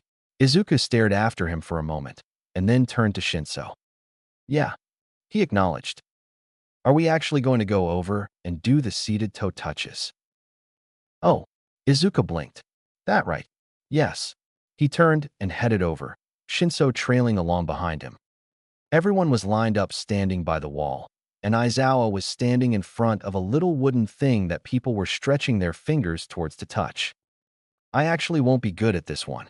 Izuku sighed, distracting himself from his slightly murderous and obsessive thoughts that did not belong in the hero course gym. He wasn't allowed to steal any quirks or murder anyone. Unfortunately, stretching has always been boring for me. And you only do things that are interesting? Shinso raised an eyebrow. I'm allergic to boredom. Izuku told him bluntly. I can't stand it. If I'm bored, I will immediately do something to become unbored. That's what the paper airplanes are for. Exactly. Izuku nodded. Isn't standing around while other people test boring? Shinso frowned. Actually, it can be pretty funny. Izuku grinned, especially when people don't actually use their quirks properly. It's interesting to watch them mess it up so badly. Who's messing up? Shinso frowned harder. Izuku rolled his eyes with a huff. Pretty much everyone except for explosions, the mutation kids, and, the ice one. Izuku stuttered over fire/ice boy because technically Izuku wasn't supposed to know he had fire abilities. The boy hadn't shown it at all. It was a total waste which Izuku would remedy the moment he had the power at his fingertips. But the acid girl could have slid on her acid during the first test. Creation girl could have done so much more than she did. Ironically, I'd say she has absolutely no creativity whatsoever. Okay, and the sparkly one. I can't. I just can't at this point. Midoriya. Izuku blinked as Eraser called his name, and Izuku realized it was his turn. He rolled his eyes at Shinso, and then dutifully headed over to do the boring stretches. Izuku bent forward, his fingers going a few inches past his toes, but not much farther, and Eraserhead marked down a number. Izuku didn't really care what the number was, so he just got up and walked to where the kids who were done were standing. Shinso joined him soon after. All we have left is the long-distance run. Kirishima grinned happily as they left the building. Do you think Eraser would be mad if I just sabotaged everyone to win? Izuku thought aloud. Please don't. Eraser's tired voice called to him, apparently having heard. I need actual results. What if I just sabotage? Don't make me have to start doing individual runs. Eraser sighed. This is supposed to be a group test. Fine. Izuku pouted. Spoil sport. Why would you need to sabotage anyone? Kirishima asked curiously. Aren't you already in the lead? Yeah, but I don't really care about that. Izuku shrugged. I'd much rather be losing if it meant the people around me were powerful. Powerful people were the best people to challenge because they made everything so much more interesting. That makes sense. Kirishima grinned. Shinso frowned at him, but Izuku just grinned back at Kirishima. All right, everyone, to the line. Eraser grumbled. Midoriya, if you throw this test, I'll expel you. God damn it. Izuku swore. You mean I actually have to run? Everyone is supposed to run. Eraser glared. Get in line. Fuck, I hate running. Izuku scowled as he took a spot in the line. Why? Are you bad at it? Shinso asked, standing next to him. No, it's just boring. Izuku complained. It's just running and breathing and running and breathing, and then trying not to run into things while breathing some more. That's a lot of breathing. Kirishima grinned, and Izuku threw up his hands. Exactly. On your marks. Izuku blinked at the robotic voice and spotted the little tripod robot next to Eraser. Get set. Izuku sighed as he bent his knees. Then he took off as he heard the telltale gunshot noise. Shinso was immediately lost as Izuku overtook the people who were just running. Speed Boy and Creation Girl were ahead because duh, and Fire/Ice Boy was about the same as Izuku. He was breathing out frost, and Izuku vaguely wished he could know what it would be like to stand right in front of the boy and feel that frost on his skin. Throughout the whole test, Izuku was basically just running with Fire/Ice Boy, while explosions angrily tailed them. He couldn't seem to keep up, and he was swearing up a storm about it. Izuku guessed quirk exhaustion had something to do with it because Explosion Boy occasionally stopped exploding in favor of running. At the end of the test, Izuku crossed the finish line a tiny bit after Fire/Ice Boy, and it made him laugh with delight. The boy just gave him a cold look, and Izuku wished he could have a glare like that pointed at him more often. The power. When everyone was finished, half the class looked just about ready to collapse or pass out. Shinso was one of them. Okay, I'll quickly tell you the results. Eraser said to the gathered students. The total is simply the marks you got from each test. It's a waste of time to explain verbally, so I'll show you the results all at once. He pressed a button, and then a scoreboard appeared. 1. Midoriya Izuku. 2. Yaoyorozu Momo. 3. Todoroki Shudo. 4. Bakugo Katsuki. Sighing, Izuku looked at his fellow students and tried to find whoever those three were. Who had done the best? Izuku tried to remember the higher scores in each test. The Creation Girl did really well. She looked smug, so that was probably Yaoyorozu. Explosion Boy had used his quirk extremely well, and he was looking between Izuku and the Fire/Ice Boy with pure hatred. He was probably Bakugo, which meant Fire/Ice Boy, who had done exceptionally well with his stunning quirk, was Todoroki. Finally, a name for the powerful person he planned to absolutely destroy. Thank God. Shinso breathed out. Confused, Izuku glanced back at the board to see Shinso had gotten second to last. Still, Izuku was confused. By the way, I was lying about the expulsion. Eraser drawled, and then a manic and toothy grin broke out across his face. It was a rational deception to draw out the upper limits of your quirks. But you couldn't have expelled anyone anyway. Izuku frowned.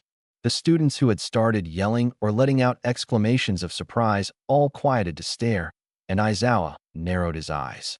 You said you'd expel whoever came last in every test. I placed last in the standing long jump, which means no one could get last in every test because I took a spot. Every member of the class whipped their hands back to Eraser, who was sighing. Izuku grinned. With that, we're done here. Eraser said, not even denying it. He then started walking away. There are handouts with the curriculum and such in the classroom, so when you get back, look at them. Is that why you threw that one test?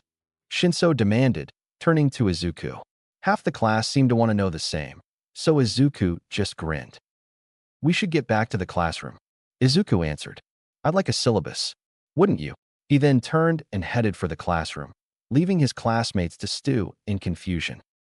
Izuku knew the truth, though, and he really did just hate sand. Chapter 6. Battle Trials. Izuku wanted to bang his head against a wall, but he settled on keeping a paper airplane airborne for as long as he could. Luckily for him, that meant he could literally just sit there and focus on his airplane indefinitely. Not so lucky. His teachers seemed to believe he couldn't do multiple things at once and kept trying to catch him off guard. Midoriya, can you answer the question on the board? Present Mike asked, gesturing to the barrage of sentences on the chalkboard. Which one of these sentences is wrong? It's number 4, Izuku said, flicking his plane back up as it dipped over the girl with the hearing mutation quirk. And why do you think that? Mike asked as a follow-up. Because putting that wherever you want in the smack dab middle of a sentence doesn't work, Izuku replied, pushing the plane out of the back corner. It should be used at the end, referring to the object of the sentence. Then his plane flew over Todoroki, which meant Todoroki glanced up and his eyes followed the plane for a moment before he refocused on Mike. Correct, Mike announced with a reluctant thumbs up. Izuku just sighed as Mike moved on, and he continued playing with his airplane. Honestly, even that got boring after a while. Izuku was thinking of using the next class period to hit different people with his airplanes to see who could ignore him the best, but then the door slid open and Izuku's least favorite hero appeared in the doorway. I am coming through the door like a normal person. All Might hung off the door frame for a dramatic moment as the class gasped in apparent excitement. It's All Might, the electric user whispered with awe. Wow, he really is a teacher here, Kirishima yelled with a happy grin. That's a costume from the Silver Age, isn't it?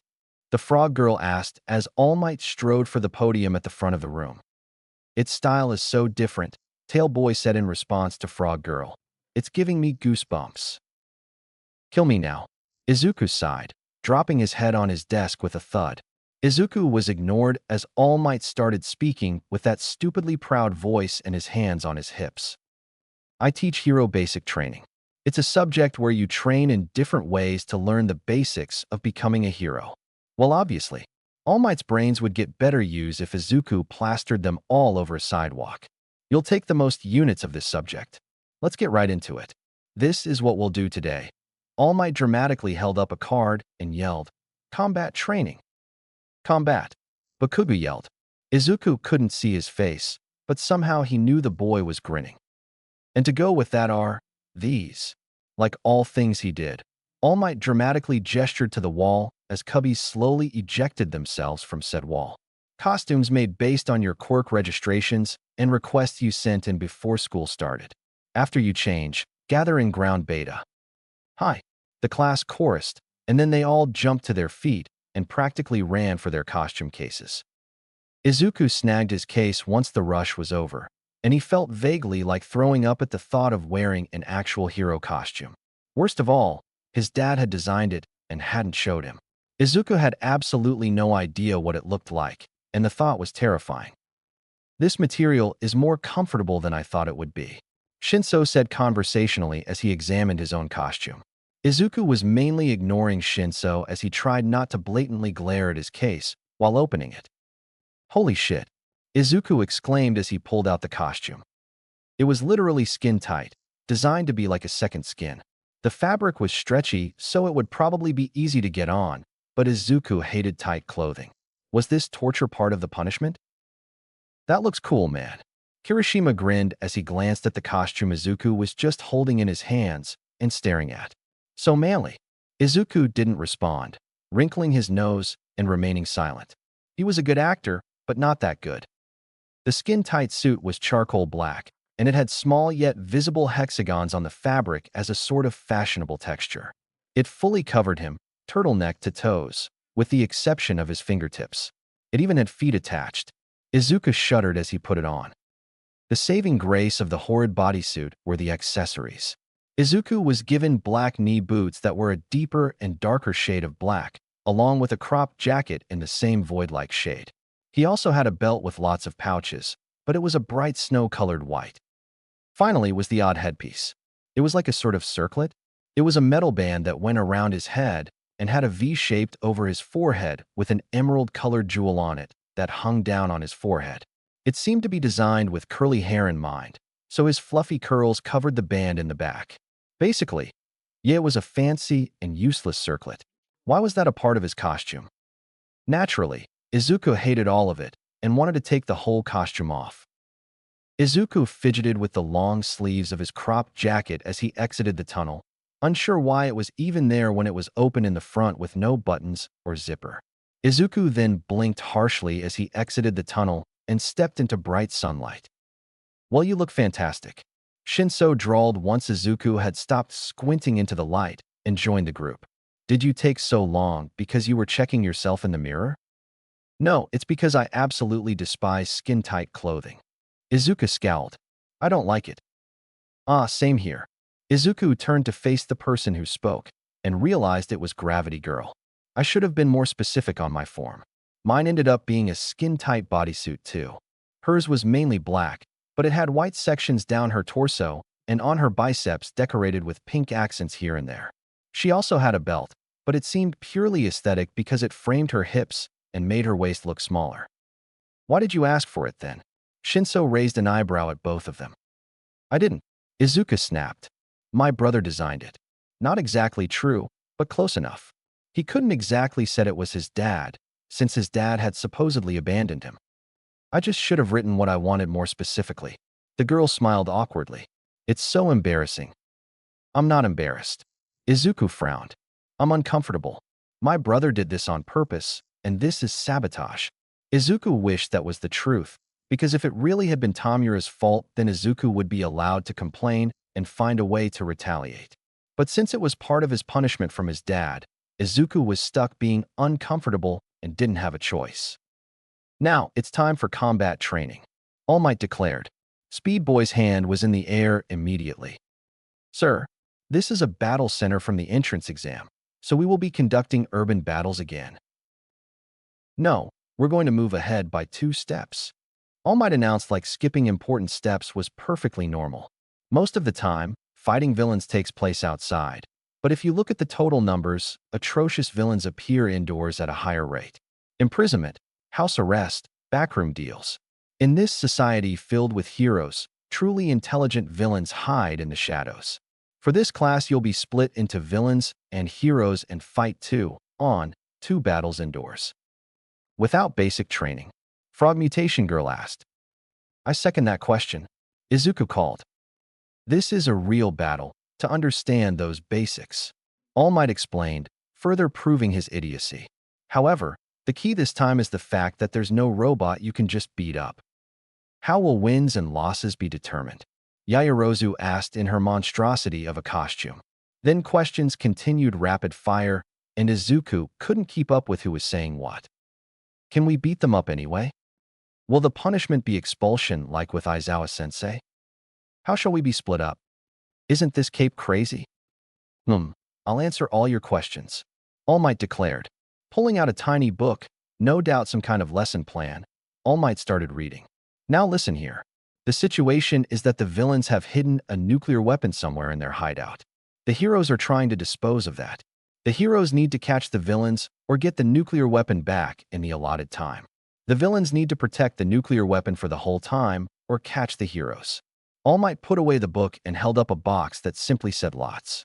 "Teams and opponents will be determined by drawing lots." "They're being determined so haphazardly?" Speed Boy exclaimed. He sounded a little affronted, and Izuku rolled his eyes. "Heroes team up with other agencies or other heroes nearby if they need help," Izuku answered when no one else did. "That's how I think this exercise is set up, but All Might could have done it accidentally. He knows absolutely jack shit about team-ups." "Midoriya," Speed Boy gasped, turning to frantically chop a hand in his direction. "You should not." "I couldn't care less about offending All Might even if the world ended." Izuku snapped. "I'm not going to hide my distaste for him just because he's our teacher." The boy seemed stunned to silence, and All Might cleared his throat. "It's fine. Now let's do this quickly." All Might held up the box, and Izuku was the first one to step forward because the rest of the class was apparently too stunned by Izuku's previous comment to move. They did move eventually, though, which was sad. Izuku was sort of hoping one of them would die on the spot. Now that would be interesting. "Team A, Todoroki and Midoriya. Team B, Uraraka and Shuji. Team C, Yaoyorozu and Shinso. Team D, Bakugo and Ida. Team E, Ashido and Aoyama. Team F, Koda and Satu. Team G, Kaminari and Jairu. Team H, Tokoyami and Ajui. Team I, Ajiru and Hagakure. Team J, Shiro and Kirishima. Izuku immediately headed for Todoroki, who eyed him with mild suspicion and curiosity. Midoriya. Izuku held out a hand. Todoroki looked at him a little blankly, his red hair and blue eye completely covered by fake ice. Todoroki Shudo, he replied, and his voice was as cold as his quirk. Todoroki reached out and shook his hand. Izuku froze minutely when their hands touched, and he even stopped breathing. Todoroki's right hand was cold to the touch, and it made Izuku's blood thrum with excitement. Steel wasn't even active, but Izuku could feel it under his skin begging to be able to let out and reach for Todoroki's quirk. Not yet. Izuku took a deep breath. I will ruin you, Todoroki Shudo. Just you wait. One day, when you least expect it. It was only a moment before Todoroki released his hand, and then Izuku could breathe again. He inhaled sharply and yanked his thoughts back to the present, then turned to face All Might. The worthless excuse of a hero had one hand in a box labeled villains and his other hand in a box labeled heroes. The first teams to fight will be these guys. Izuku blinked owlishly at the black ball with a white A on it. Team D will be the heroes, and Team A will be the villains. Everyone else, head to the monitor room. Hi. The class chimed. Todoroki remained silent at Izuku's side, and they both followed All Might to a building with Bakugo and Speed Boy, whose name was apparently Ida. Villain team, go in first and set up. All Might declared. In 5 minutes the hero team will break in, and the battle will start. Yes, sir, Ida yelled, and then he staring at his map like it would speak to him. Young Todoroki, young Midoriya, All Might said as Izuku started to head inside. Try to think from the perspective of the villains. This is pretty close to a real battle. Go all out. Don't be afraid to get hurt. You shouldn't be encouraging children to maim each other just because we have Recovery Girl on staff. Izuku said blandly. Not a very good teacher, are you? Huh. I wonder if there's even a single thing you're good at. You're a pretty shitty excuse of a hero too. Izuku stalked inside and ignored the sputtering coughs All Might let out behind him. Izuku did relax a little at Todoroki's quiet footsteps following him. Where do you want to put the bomb? Izuku asked, eyeing the massive bomb-shaped object in the middle of the hallway. It doesn't really matter, Todoroki said quietly. Despite the low volume, his voice was firm and bland. I can ice off the whole building for the duration of the battle. Bakugo has an explosion quirk. Izuku hummed. He might break through, but that wouldn't be much of a problem anyway. You could just replace the ice, or I could just push him away. What is your quirk? Todoroki asked blankly. Izuku did not think about the frozen intensity in Todoroki's eyes. He really didn't. It's called push and pull. Izuku answered, activating quirk immune out of habit. I can attract or repel things using my hands. Todoroki narrowed his eyes, but nodded in acceptance. So where would you put the bomb? Todoroki prompted. Probably the 3rd floor. Izuku hummed. If you completely freeze the floors below us, they'll have so much ice to get through that they might never reach us. Any higher than the 3rd floor, and you might risk freezing to death. I could freeze this whole building and have no problems, Todoroki said, ice in his tone. Izuku ignored the way his quirk thrummed at the tone. I don't doubt it, Izuku replied. But if we're going with my plan, you wouldn't be freezing the building and making the floors a little slick. You'd be filling each and every hallway and room from top to bottom on the 1st and 2nd floors. That's a lot more ice. Todoroki stared at him scrutinizingly, and Izuku stared back. His eyes were so pretty, and Izuku could imagine the feel of his quirk behind those eyes. Endless ice and fire with no need for breaks because of the perfect balance and achievable homeostasis at his fingertips. All right, Todoroki said, breaking the silence. Izuku resisted snapping his quirk out at his partner when Todoroki ended their little staring contest. Todoroki headed for the door that All Might had presumably closed once they'd both entered the building. Take the bomb to the third floor. I'll find you. Izuku watched as Todoroki's fingertips ran down the wall as he walked, and ice spread wherever he touched. Streaks of ice formed under his right foot, and Izuku turned away as Todoroki started shooting ice in thick layers and completely covered the door in ice. Climbing the stairs and choosing a random room on the third floor, Izuku plopped the bomb on the floor, sat down, shut his eyes, and activated Steel. Ignoring engine and explosions outside, Steel immediately honed in on Todoroki. Steel reached out for the bright light in Izuku's vision, wrapping around it and wishing it could yank the beautiful quirk away. Todoroki's fingers would be useless, no longer burning and freezing, and his eyes would no longer hold such sharp beauty. He would be utterly ruined and destroyed just like Izuku wanted him to be. Todoroki would be lifeless and empty, but Izuku wouldn't be. Izuku would have that power. He would breathe out frost and steam, flames licking up his left side as ice crawled down his right. He would burn someone alive while their feet were iced to the spot. Izuku would be able to freeze someone's body and make little concentrated flames melt their fingers.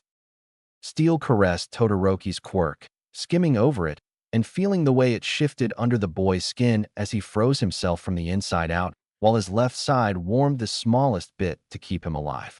Such wasted potential. Such a beautiful talent and power, stifled by a boy who could never appreciate the beauty of a gift like that. Izuku opened his eyes and shut off Steel, gasping slightly as his quirk crashed back into him and fought being deactivated like it used to do when he was a child, back when he couldn't control it. Izuku took a deep breath to calm himself as Todoroki's footsteps approached and composed himself. Done then, Izuku said as steadily as he could when Todoroki appeared in the doorway. Yes, Todoroki confirmed. I told you I could do it. I never doubted you. Izuku replied, trying to rein in his anguished awe. Todoroki just nodded. Now, let's start the person-to-person combat training with Team A and Team D. All Might's voice boomed through their earpieces. The announcement was immediately followed by ear-splitting explosions and the sound of shattering ice. Do you want to protect the door, or should I? Izuku asked. You can do it. Todoroki said blandly. I froze the bottom floors just like you said, so it's unlikely they'll reach us anyway. We'll see. Izuku pushed to his feet and stumbled a little, but he headed for the door and chose to lean on the wall in the hallway just outside their bomb room. Izuku could see the stairs, and there was a wall of ice covering the doorway. Minutes went by where Todoroki stood by the bomb while Izuku leaned against the hallway wall, and Izuku quickly became bored. Izuku walked towards the ice wall that covered the staircase up to them, and he used pull to wrench a piece out. He grinned at the chunk of ice, and he retreated back to his wall so he could toss the ball up and use push to zoom it around the room. Leaning against the wall, Izuku spent the next several minutes watching the ice spin above his head, catching sunlight and making shadows dance as the ice shone. Such a pretty quirk. Much better than Shinsu's, he decided. Better than separate, better than Izuku's favorite quirk, Bloom. It allowed him to turn drops of blood into flowers, even blood inside people. It tasted like rust and wind and leaves, and it crept up his fingers like they were slick with blood. But this, ice/fire was better. Finally, the explosions they'd been hearing the entire match grew close enough for Izuku to straighten, and then he caught sight of fire and smoke beyond the ice. Soon enough, the ice covering the doorway exploded inwards, and Izuku shoved Bakugo backwards and sent him toppling down the stairs. Swearing and yelling ensued, swearing mainly from Bakugo and yelling mainly from Ida, and Izuku grinned upon hearing both. Then they were back, and Izuku shoved them right back down the stairs. Die! Bakugo screamed as he reappeared, and Izuku's eyes widened as the bomb gauntlet pointed right at him, and All Might's voice shrieking in his ear. No! Stop! You'll kill him. I won't kill him if he dodges. Bakugo cackled, and Izuku immediately dove for the doorway of the bomb room as Bakugo pulled a pin. Bakugo's gauntlet exploded and Izuku was hit with the very edge of it. He made it away from the main blast, but explosions were dangerous even if they grazed you. Motherfucker! Izuku yelled as he came out of his roll a few feet inside the bomb room. That was uncalled for. The back of his costume was smoking, but his jacket had taken the worst of it. Bakugo had blown a hole through the entire building. The hallway Izuku had been standing in didn't even exist anymore. Todoroki froze the doorway off as soon as Izuku was inside the bomb room. And so Izuku took the time to brush off his costume and put out the small patches of his costume that were singed or actually on fire. You can't hide from me. Bakugo, All Might said not to use that again indoors. He'll disqualify you. I'm not Four Eyes, shut up. The ice exploded inwards, sending shards everywhere, but it was a normal explosion instead of whatever the fuck had happened in the hallway. Izuku flicked Bakugo away hard, and he slammed into the far wall of the hallway outside. Izuku then continued pushing until Bakugo couldn't move under the sheer amount of pressure Izuku was putting on him. When Ida tried to zoom through the doorway, Izuku pulled him inside the room and then pushed him into a wall. Todoroki, can you freeze him there? Izuku hadn't even finished speaking before Ida was neck-deep in ice and thoroughly attached to the wall. Thanks. Todoroki just nodded. His eyes seemed to be glancing between Bakugo struggling weakly against a wall and Izuku's outstretched hand. Todoroki politely did not interfere, but was paying close attention so he could freeze Bakugo if he needed to. He didn't. Time's up, All Might declared, voice ringing in all their ears. Villain team wins. Izuku dropped Bakugo promptly, and the blonde fell onto his hands and knees gasping for breath. Similarly, Todoroki promptly stepped towards Ida and pressed his left hand to the frozen boy's chest. Todoroki narrowed his eyes, and then Ida gasped as steam rose and all the ice melted off him. Soon the floor was soaked with hot water and Ida was free. Steam filled the building, and Izuku could feel the heat coming off the floor and walls. Todoroki had unfrozen the entire building, melting all the ice inside with that one hand. Izuku inhaled sharply, watching Todoroki glare and grit his teeth. Why did he hate to use such a gift? How dare he be so ungrateful for such a wonderful power? Then Todoroki was stepping away from Ida and stalking out of the room. Izuku slowly followed him with his heart beating nearly out of his chest, and he paid no attention to the trembling blonde on his hands and knees in the hallway. What wasted potential was all Izuku could think for the rest of the day. Chapter 7. Class Representative. Izuku ran an exhausted hand through his hair and looked at his reflection in the mirror. He had little bruises under his eyes, evidence of spending the weekend night out late doing very villainous activities. Izuku, Inko called, you'll miss the train. Maybe I want to miss the train, Izuku muttered. Hefting his backpack over one shoulder, Izuku left his room to kiss his mother's cheek and say goodbye. Have a great day today. She smiled at him. Be good, have fun, and don't get caught killing All Might. I wouldn't get caught. Izuku huffed, and he looked around briefly before frowning. Where's Tamura? With your father. Inko sighed fondly. They're doing some underworld planning stuff today. Ah, of course. Izuku rolled his eyes. Bye, Mama. She waved at him as he slipped out the door and headed for the train station. Izuku, upon arriving at UA, debated turning his ass right back around and going home. Unfortunately, his dad would be disappointed in him if he did that. But his dad wasn't home. No, Izuku would be yelled at when his dad did get home. On top of that, Tamura would definitely make fun of him for chickening out over something as stupid as the press. Actually, no, the press was terrifying. With a deep breath, Izuku marched to the front door and tried to keep his eyes on the school as he passed through the sea of reporters. They didn't seem to get the memo or vibe of his attitude. You, a brown-haired lady yelled, shoving a microphone in his face. What kind of a teacher is All Might? Have you had a class with him? Can you confirm he's a heroics teacher? I only have one thing to say. Izuku looked right at the camera and leaned into the microphone. All Might sucks.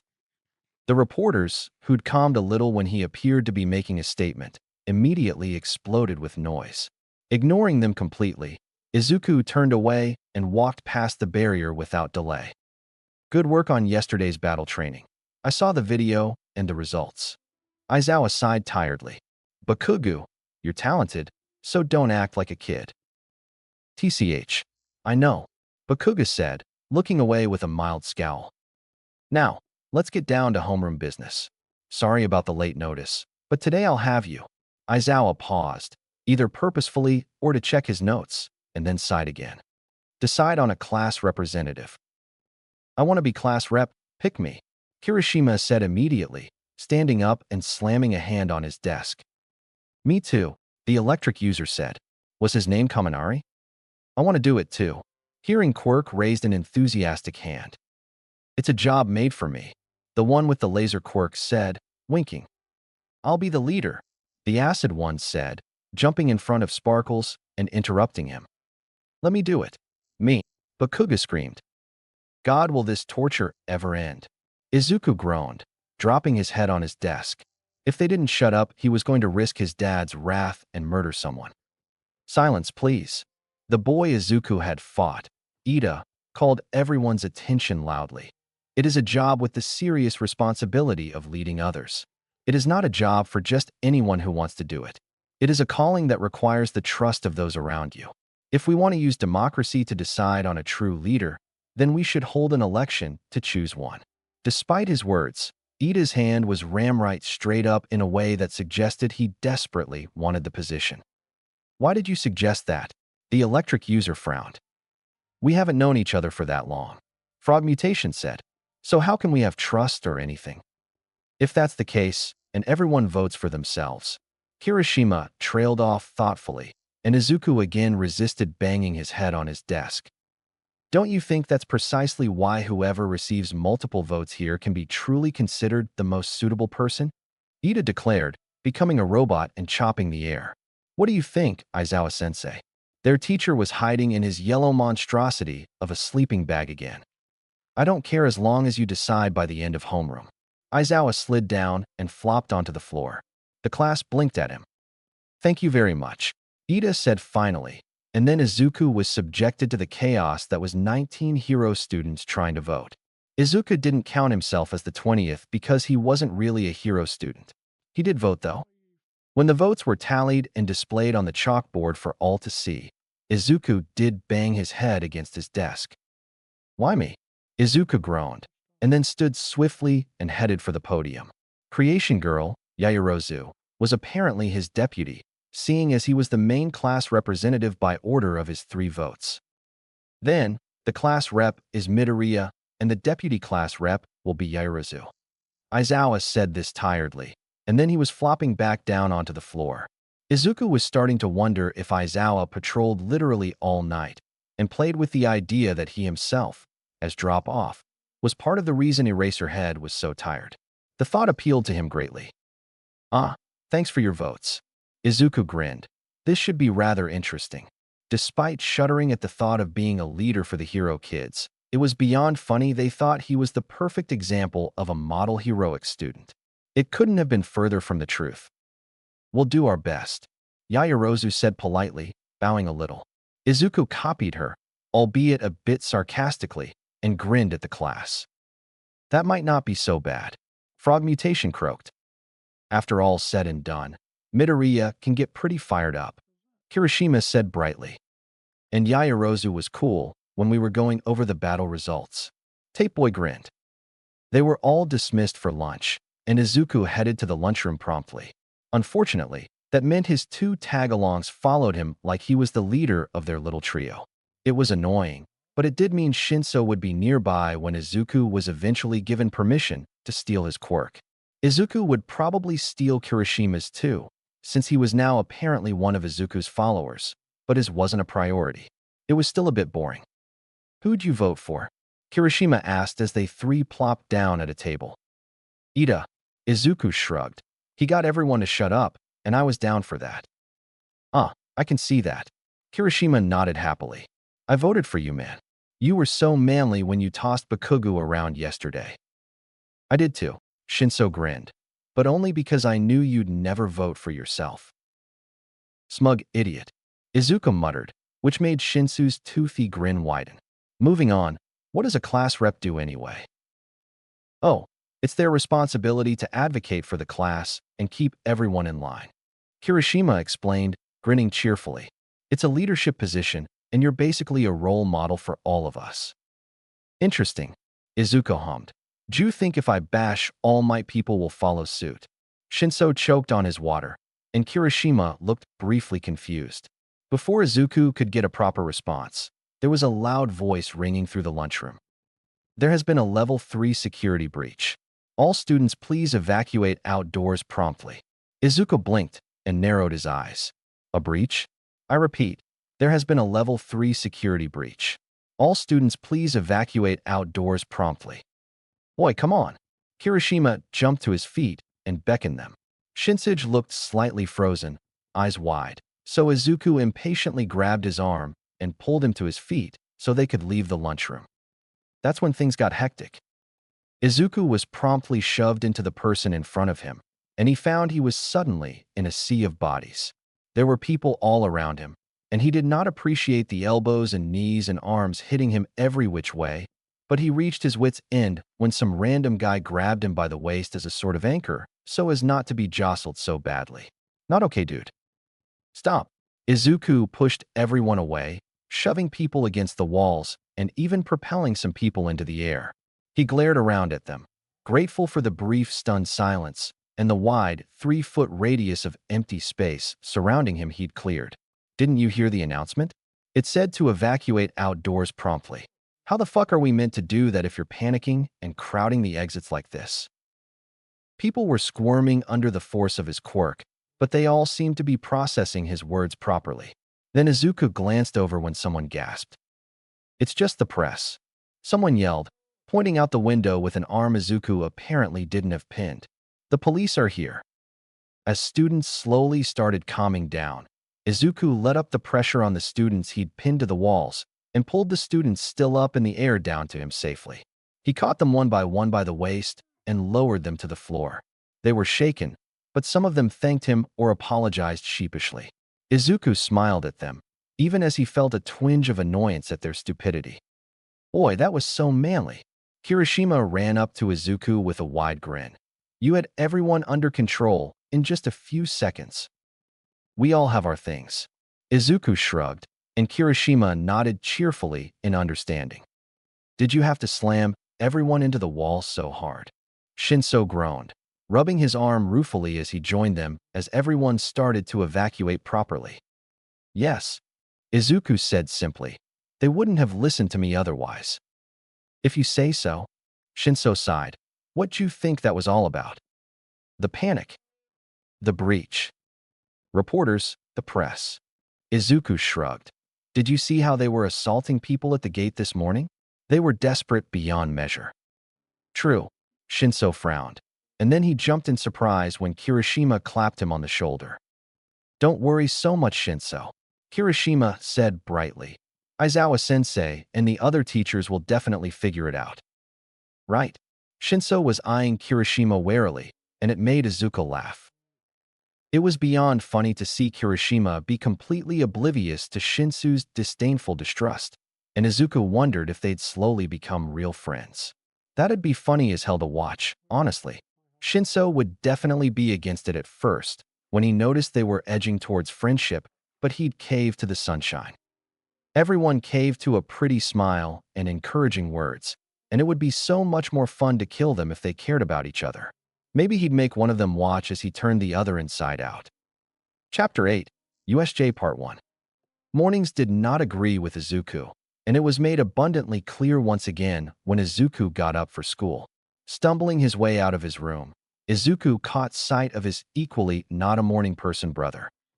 Morning, Tamura grumbled, and Izuku returned the greeting with a small yawn.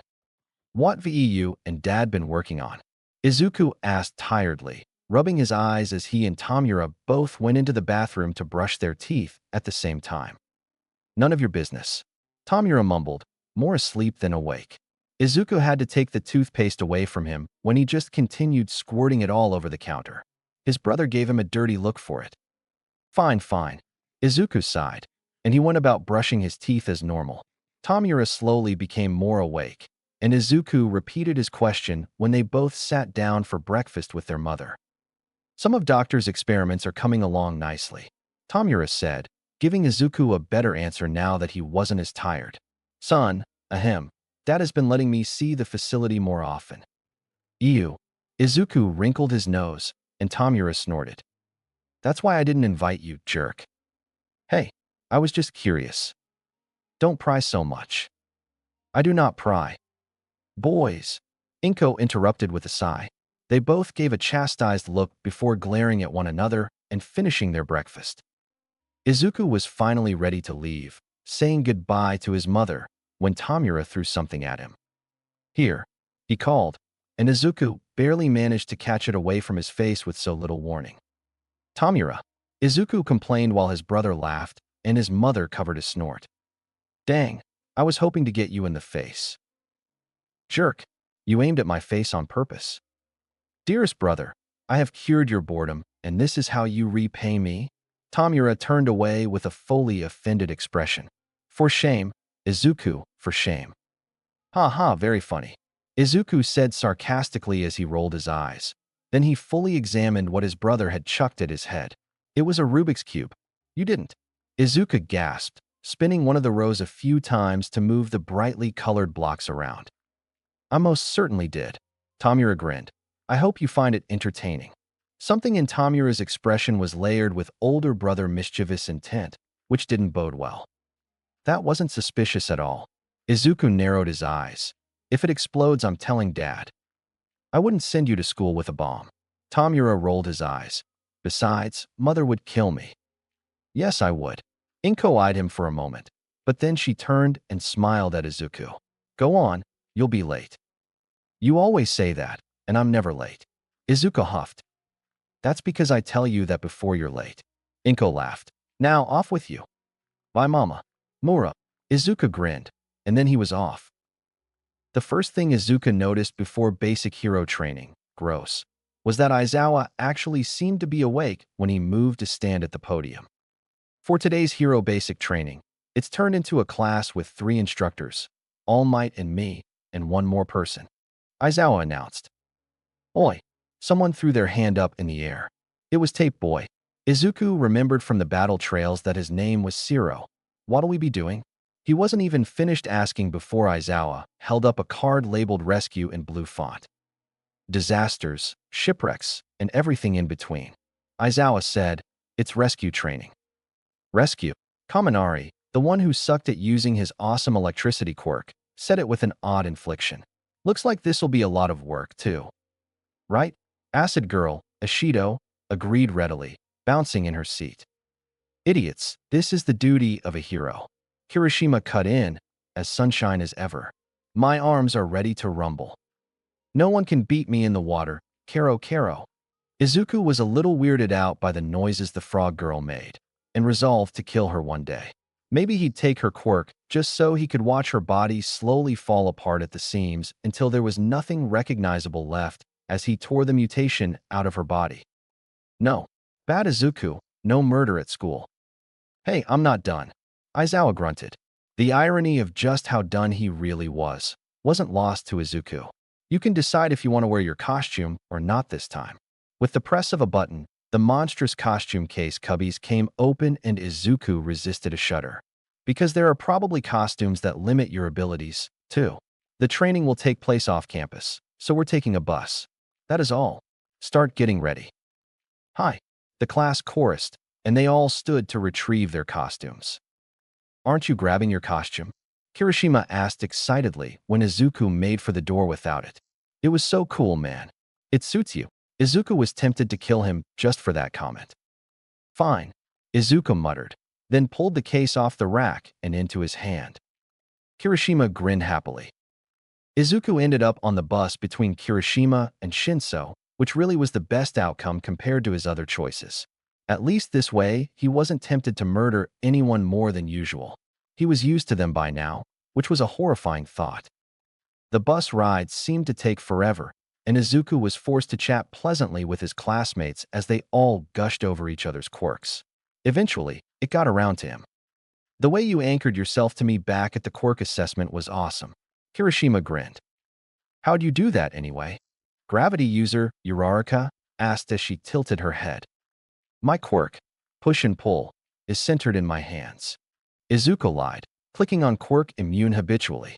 When I use pull on something heavy or sturdy, I can either focus on pulling myself to it, or it to me. It's not hard. That's so cool. Ashido squealed, and Izuku nodded along as the conversation moved on to other classmates. He was more than glad to unload when the bus finally rolled to a stop. When 13 appeared, Izuku pulled out his Rubik's Cube so he wouldn't be tempted to steal her quirk, Black Hole, immediately. The thought of having such a destructive and beautiful power literally at his fingertips, too seductive. As such, Izuku wasn't all that interested in what 13 was saying while he played with his Rubik's Cube. He spun the rows and clicked them to different positions. Usually he was good at solving puzzles, but it just wasn't working. Something about it was off, ever so slightly. Why couldn't he get all the colors to work? It was like someone fucked it up on purpose. Wait a minute. With narrowed and suspicious eyes, Izuku counted each square and found that he didn't have enough reds, and he had extras of blue. Tamura, why would he murder Izuku like that? What was Izuku supposed to do now? Suddenly the lights went out, and Izuku looked up in confusion. That probably wasn't a good sign, but was definitely interesting. Izuku watched Aizawa tense and then whip around, and Izuku followed his line of sight to see Kurogiri's warp? Ominously, a single pale hand reached from the portal and a person stepped out. Izuku couldn't see very well, but the mop of blue hair was almost definitely his idiotic and slightly murderous older brother. He was covered in hands? Izuku also frowned at the hulking purple monster that stepped out beside Tamura. It looked dead, brain halfway falling out with blank eyes, but it was standing and Izuku didn't really like that. Probably one of Doctor's experiments that Tamura got to play with. Izuku sighed heavily, even as his classmates seemed to recoil as a mass of villains stepped through after his brother. Interestingly, most of them had mutation quirks. That meant Tamura was planning on trying to take down Eraser. But why? What was the point? Izuku hadn't heard anything about a raid on UA, so he just sighed in resignation at being left out of Tamura's plans. Downsides of being the youngest and not liking Doctor very much. Don't move, Eraser yelled, probably in response to one of the babblings of Izuku's classmates. Those are villains. Nice job, Officer Fuckface. You really connected the dots on that one. 13 and Eraserhead. Interesting that All Might is missing, don't you think? Tamura's voice rang through the USJ ominously. It made Izuku blink in surprise, because his brother never spoke like that. Tamura was all wild and teasing, and down in the plaza he was speaking softly, menacingly. Was he just here for fun then? To throw everyone off and get attention? Honestly, yeah, that sounded like Tamura. So you scumbags were the ones responsible for the trespassing yesterday? Eraser accused, taking a single step forward. Obviously, your defenses really need an upgrade, Eraserhead. Tamura seemed to be grinning, and it made Izuku sigh again. Anyway, we're here to cause trouble. How will you handle us? Oh, great teachers, pro heroes of UA. Yep, called it.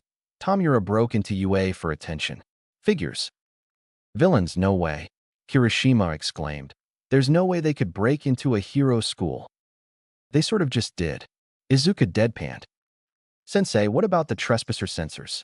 Yaoyorozu stepped forward, and 13 glanced backwards at her.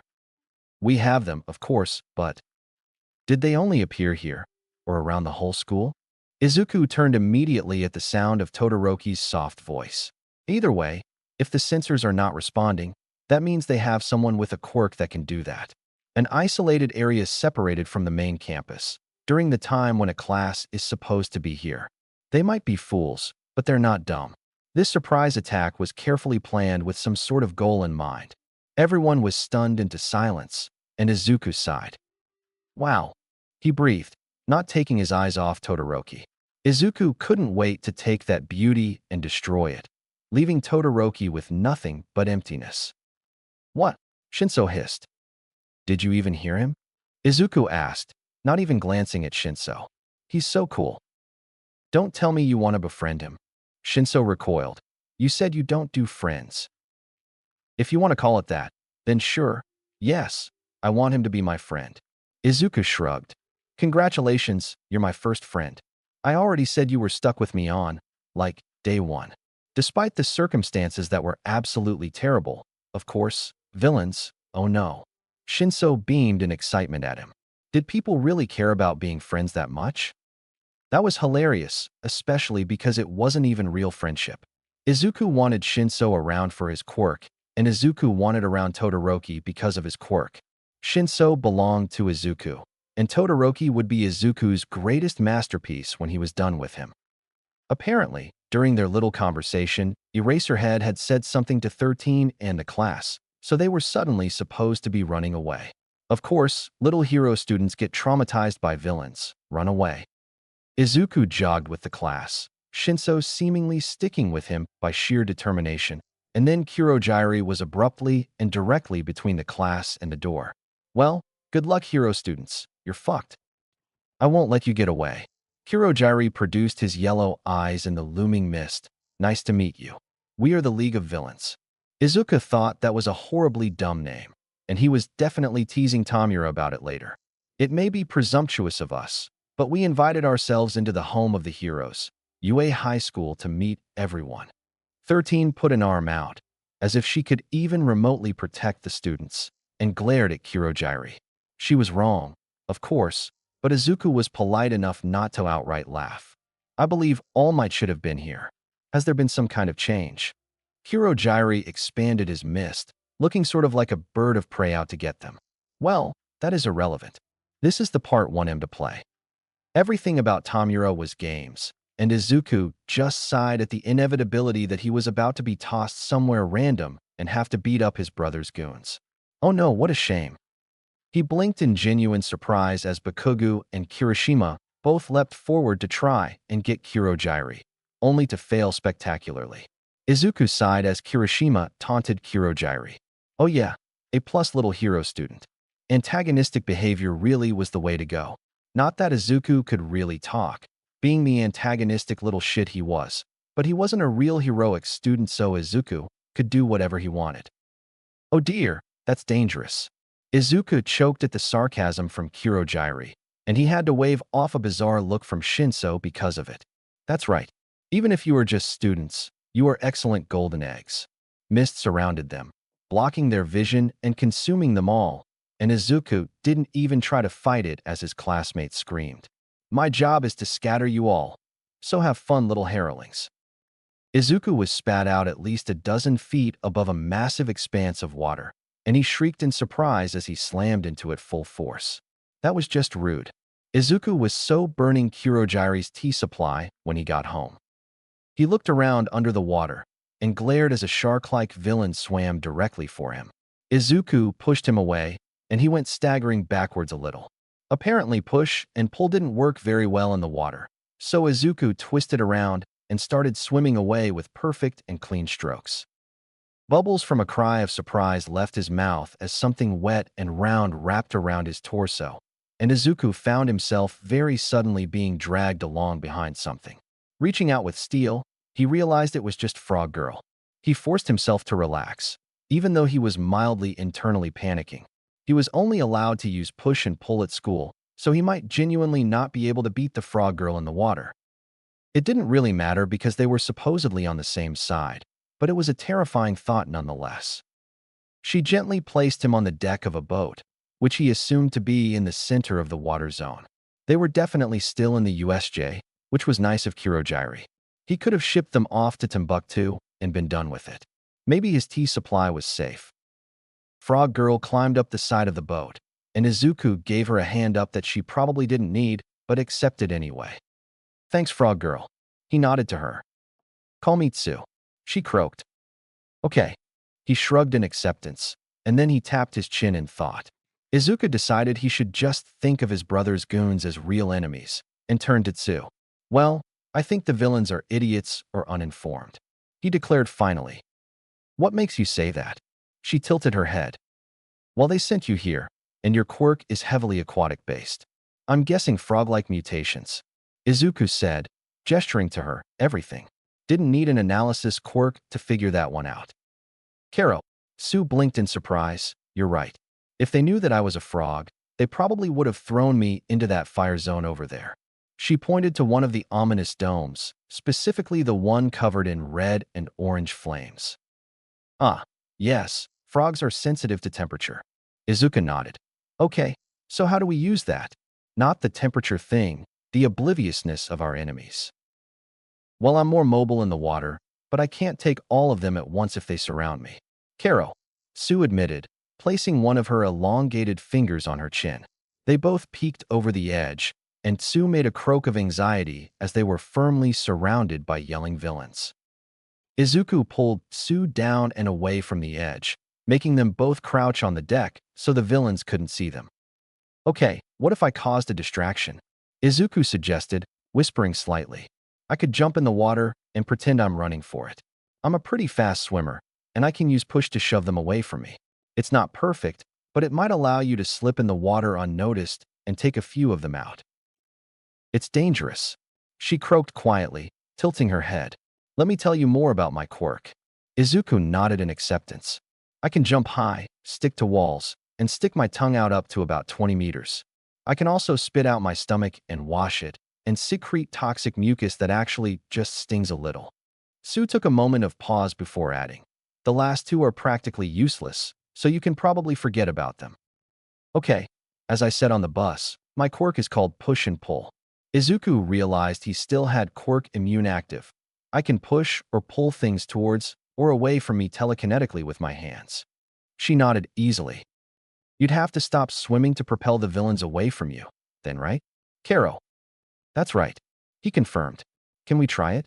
If it doesn't work, then there's no harm in just coming back to the boat and trying a new strategy. But if you have to choose, get yourself out and just leave me behind. It's not like any of the villains could really beat Izuku if he didn't let them, but they could definitely try. If I'm seen, I'll come and get you out right away. Sue said firmly. Izuku sighed, but he didn't push it.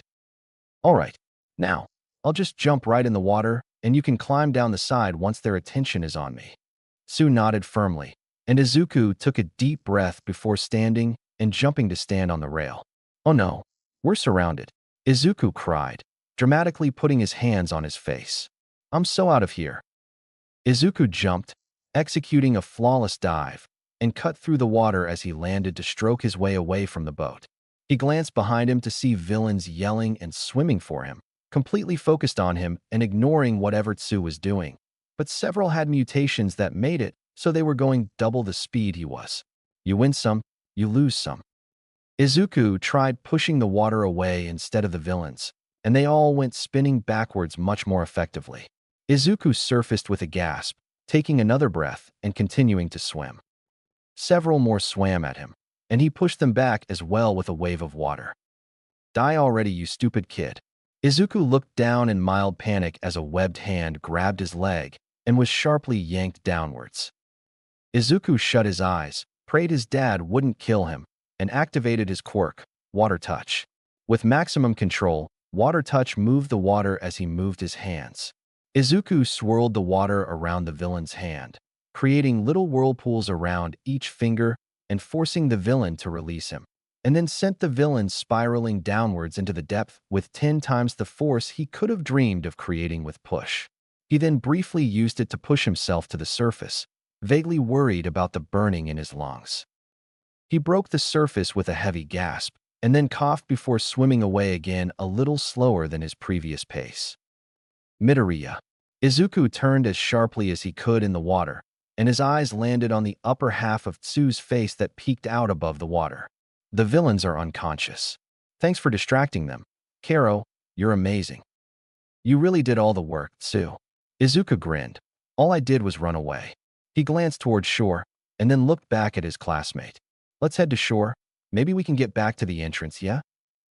Karo. She nodded. They swam for the shallows, Tsu politely going his pace instead of just zooming off like the opy little froggy she was. And then they waded through the shallows until they were close enough to make out the shapes of a racer beating the shit out villains in the central plaza. Oh look, there was Tamura. Nice. Chapter 9, USJ Part 2. Let's get a closer look, Izuku said, and he started creeping towards the edge of the water zone without another word. His classmate croaked, but he felt her following him. Good little hero student. Izuku peeked over the ledge with Tsu behind him, and he immediately fought off a sigh. The villain with the hand covering his face was definitely Tamura.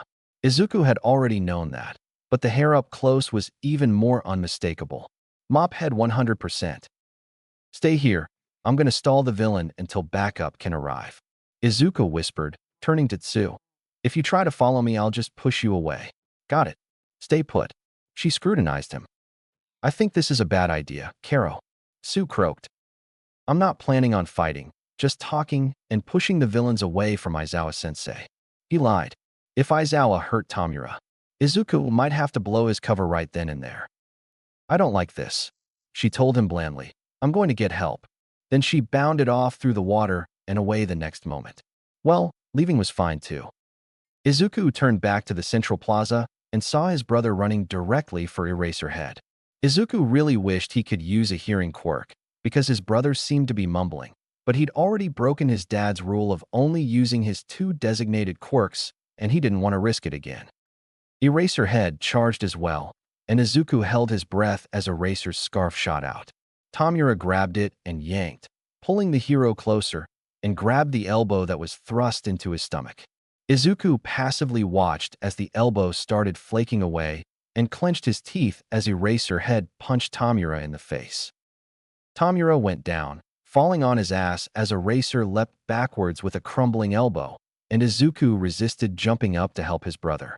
Izuku trusted Tamura and tried to reassure himself that brother would be fine. He was capable enough to handle one pro. It was satisfying that Eraser had no time to breathe, though, being immediately attacked by more of Tamura's minions. Where the hell did Tamura even find that many low-level villains to bring, anyway? Tamura's beast slammed Eraserhead into the concrete, and yellow goggles cracked as they flew off the hero's face. Eraser's head was bleeding, and his arm was twisted and broken, but otherwise he was fine. Izuku sighed, climbed the ledge, and headed towards the plaza. Time to talk to his brother. Tamura turned and promptly laughed, probably because Izuku was soaking wet, and his curls were dripping water absolutely everywhere. As he approached, Izuku activated Quirk, Muffle. It didn't completely mask whatever they said, but it did turn nearby ears and hearing quirks away, so conversations could remain private. People could theoretically hear them if they were close enough, but Aizawa was a ways away and struggling against the monster that had twisted his arm like putty in his hands. What are you doing here, Mura? Izuku sighed, putting his hands on his hips. This is a field trip. Izuku gestured to the building they were in. I wanted to see you, Tamura said brightly, grinning behind the hand. Eraserhead screamed from behind them, and they both briefly glanced back to see that Eraser had tried to erase the monster's quirk and gotten his other arm smashed in retaliation. Okay, what's with the getup? Izuku moved on and gestured to Tamura. At home, his brother wore gray sweatpants and black hoodies. As he stood before Izuku, he was wearing 2 short leggings and a too loose black shirt, not to mention the various hands decorating him. Dad said I needed a costume. Tamura rolled his eyes. I said my normal hair color would be enough, but he didn't think so. Thus my face being covered, and the extra hands are just for pizzazz. I can't believe you just said that. Izuku facepalmed, making his brother cackle. Anyway, why are you attacking? What's the excuse? Well, I wanted to see if Eraserhead was a proper teacher, and he looked satisfactory to me. Tamura nodded to the hero who was still struggling underneath the purple monster. His arms were messed up, but he was conscious still. But I told my underlings we were killing All Might, so there's that. Really, I'm just here to play with Eraserhead and give Nomu some XP. Oh right, I'm guessing this is from Dr. Izuku grimaced at the creature. You called it Nomu? Oh, yeah, Doctor gave him to me. Tamura grinned. Apparently Dad's been letting him experiment again, and he's been having Dad give these guys multiple quirks. They're keyed to mindlessly obey us. Well, mainly me, but also you. Dad added you as an admin too, even though I'm player 1 and his successor. You think I want a brain-dead monster? Izuku made a face. Yuck, you can keep it. Shigaraki. Hirojiri appeared next to them, and Izuku was immensely relieved he hadn't said Tamura anywhere near where Eraser could possibly hear them. 13 is incapacitated, and a student escaped. Tamura sighed. Well, I guess this level is nearly over. He turned to grin at Izuku. Here, I want to show you something first. I have a bad feeling about this, but what is it? Izuku sighed wearily. Tamura laughed brightly. Nomu, pick my brother up gently, Tamura ordered. In a flash, Izuku was suddenly swamped by purple arms, and he cried out lightly in surprise. Nomu had picked him up, tucked him into his arms, and pinned him to his muscular and very purple chest. See, he's OP as hell. Izuku glanced at the pro who was no longer restrained. Aizawa was on the ground still, conscious with blood running down his face, but he wasn't really moving due to his mangled arms. He wasn't a threat, so Izuku turned back to his brother. Very nice, Mura. Izuku rolled his eyes, squirming futilely in Nomu's grasp. Now, if you're leaving, let me. Tamura, Izuku, and probably everyone in the USJ collectively froze as the doors up by the entrance exploded inwards. Ominous footsteps rang out, and then suddenly All Might appeared from the smoke. It's fine now, All Might declared, making both brothers frown. I am here. There was no bravado, no confidence, only radiating anger. Ah shit, you need to get out of here, Izuku said to his frozen brother. Izuku, I'm using you as a hostage. Damn it, seriously? Say fucking shit if you're actually hurt, okay? Now, deactivate muffle, Tamura ordered. I know you used it to talk to me. Turn it off. Am I that predictable? Izuku muttered, but he turned it off. Tamura then turned to All Might with a crazed grin. Oh, we're getting a continue now, he announced. Come meet your death, trash of society. His goons were mostly standing again, after recovering from whatever Aizawa had done to them, and then they were promptly knocked down again. All Might moved in a blur, but then he was standing still with a groaning Aizawa in his arms. He whispered something to the hero, and then he darted back up the stairs to place Izuku's teacher safely away. Nice of him, really. Don't come any closer, All Might, Tamura yelled with a grin. I have this little green kid as a hostage. He cackled then, probably because of Izuku's completely done with life expression. Oh no, Izuku deadpanned. Whatever shall I do? Save me, All Might. Boy, do you want to die? Tamura turned to Izuku as if he were confused by his sarcasm. Nah, I just hate the thought of being saved by All Might. I mean, yuck. Izuku made a face of disgust, and Tamura laughed. I like this one. Tamura grinned, turning back to All Might. I'll make a deal. I'll go peacefully, leaving all your students unharmed, but I get to keep this one. Never, All Might yelled, clenching his fist. Release young Midoriya. He charged, Carolina. Nomu, Tamura murmured. Smash. Suddenly Izuku and the Nomu were between All Might and Tamura, and Nomu's arms only barely shielded Izuku from the heavy wind attack.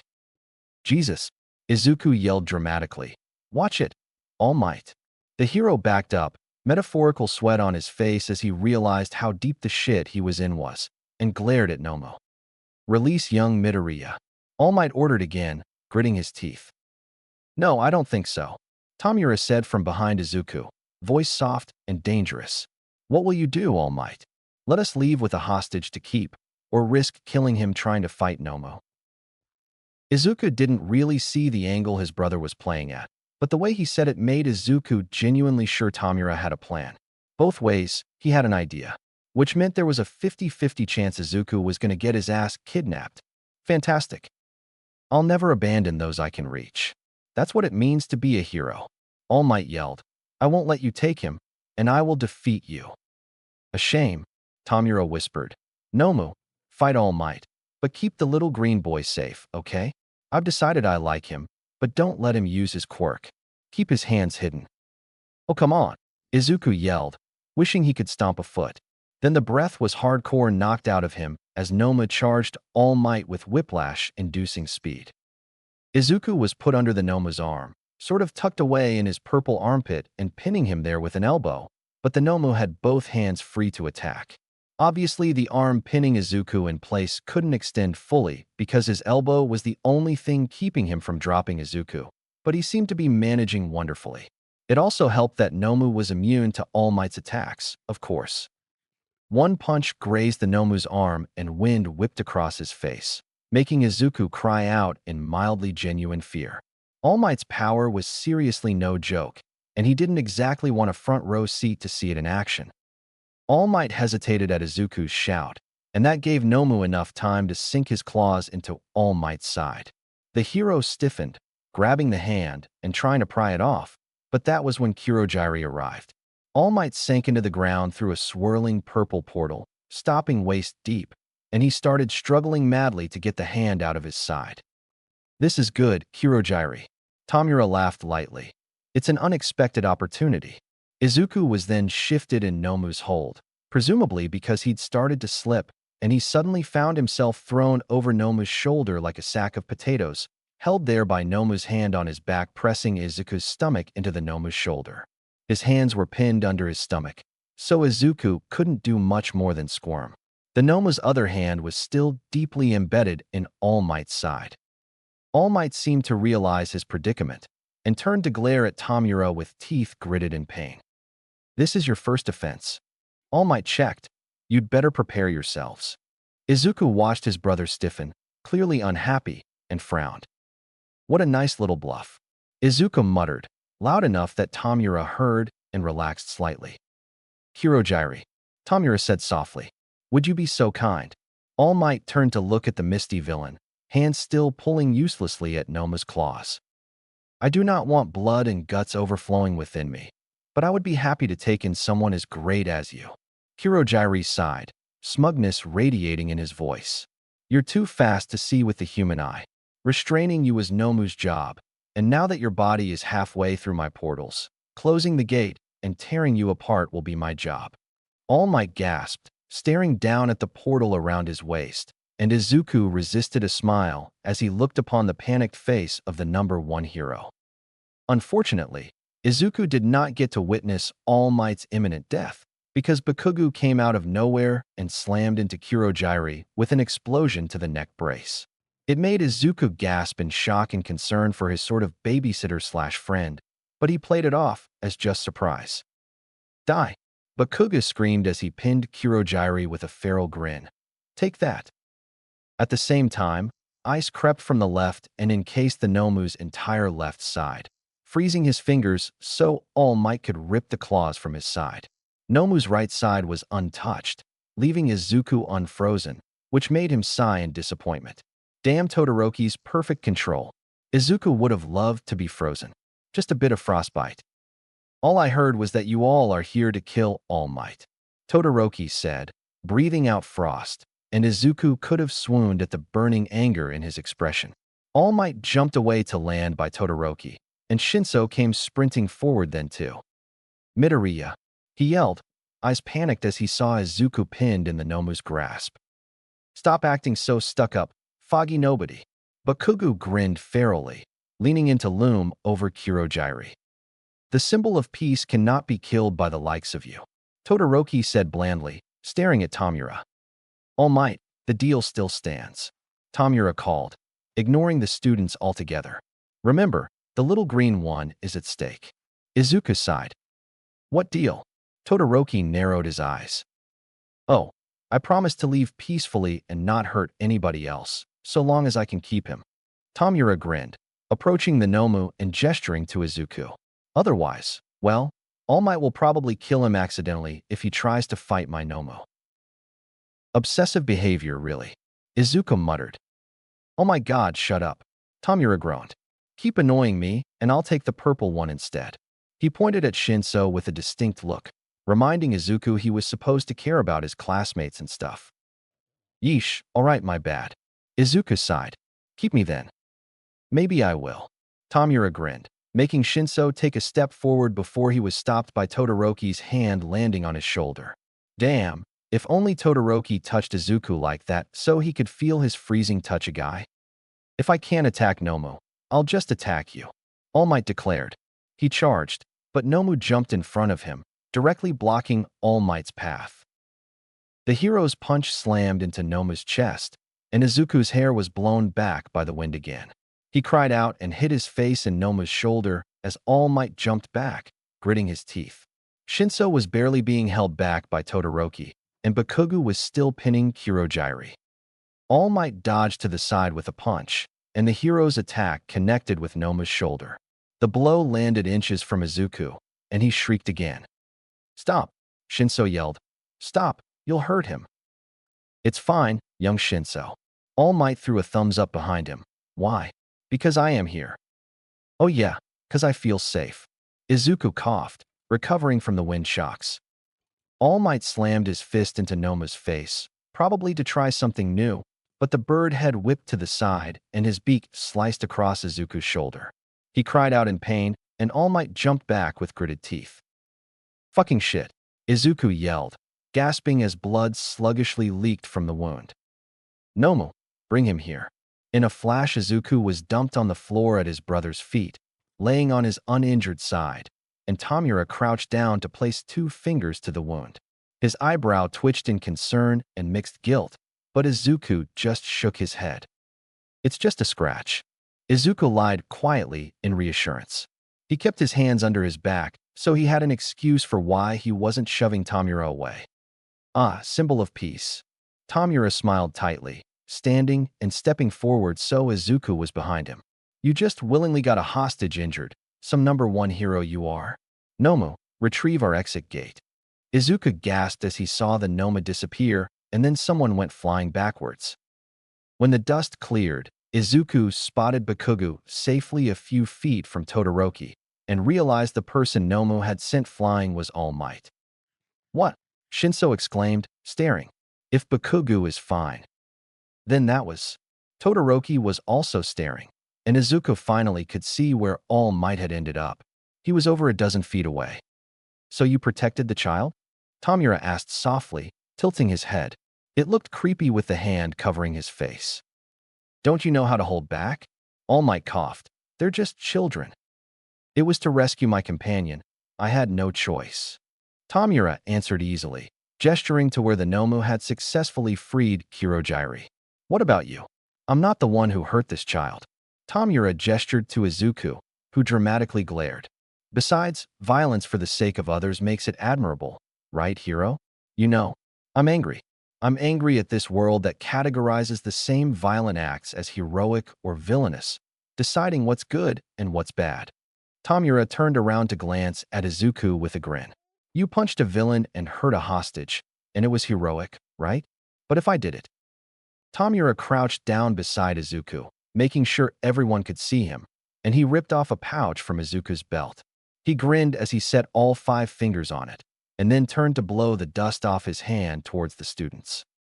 Izuku wiggled to unpin his hands as though he was panicking, and then sent Tamura a significant look. His brother shot out a hand and grabbed both of Izuku's wrists with one hand. He pinned Izuku's wrists to the ground with an excited grin. Please don't, Shinso cried out in panic. Tamura raised a challenging eyebrow at Shinso. Young Shinso, don't get involved. All Might ordered, running forward to stand between the students and Tamura. Run away. You would have been in trouble if I hadn't done anything earlier, right? Todoroki asked evenly, raising a defensive hand. That was a different story, young Todoroki. Thanks. All Might replied with a pressed grin. But it's fine. Just watch as a pro gives it everything he's got. You can't. Shinso yelled, glaring at All Might. Midori is still over there. Don't worry. I will save everyone. All Might assured him. Something in Shinsu's eyes changed, and it made Izuku very interested. You promise? Shinso asked nervously. I assure you. All Might froze in place, unmoving, and Shinso blew out a heavy breath. Izuku blinked in genuine shock because Shinso just brainwashed All Might. Okay, villain, you said there was a deal, right? Shinso said, looking at Shigaraki shakily. Oi, don't negotiate with villains.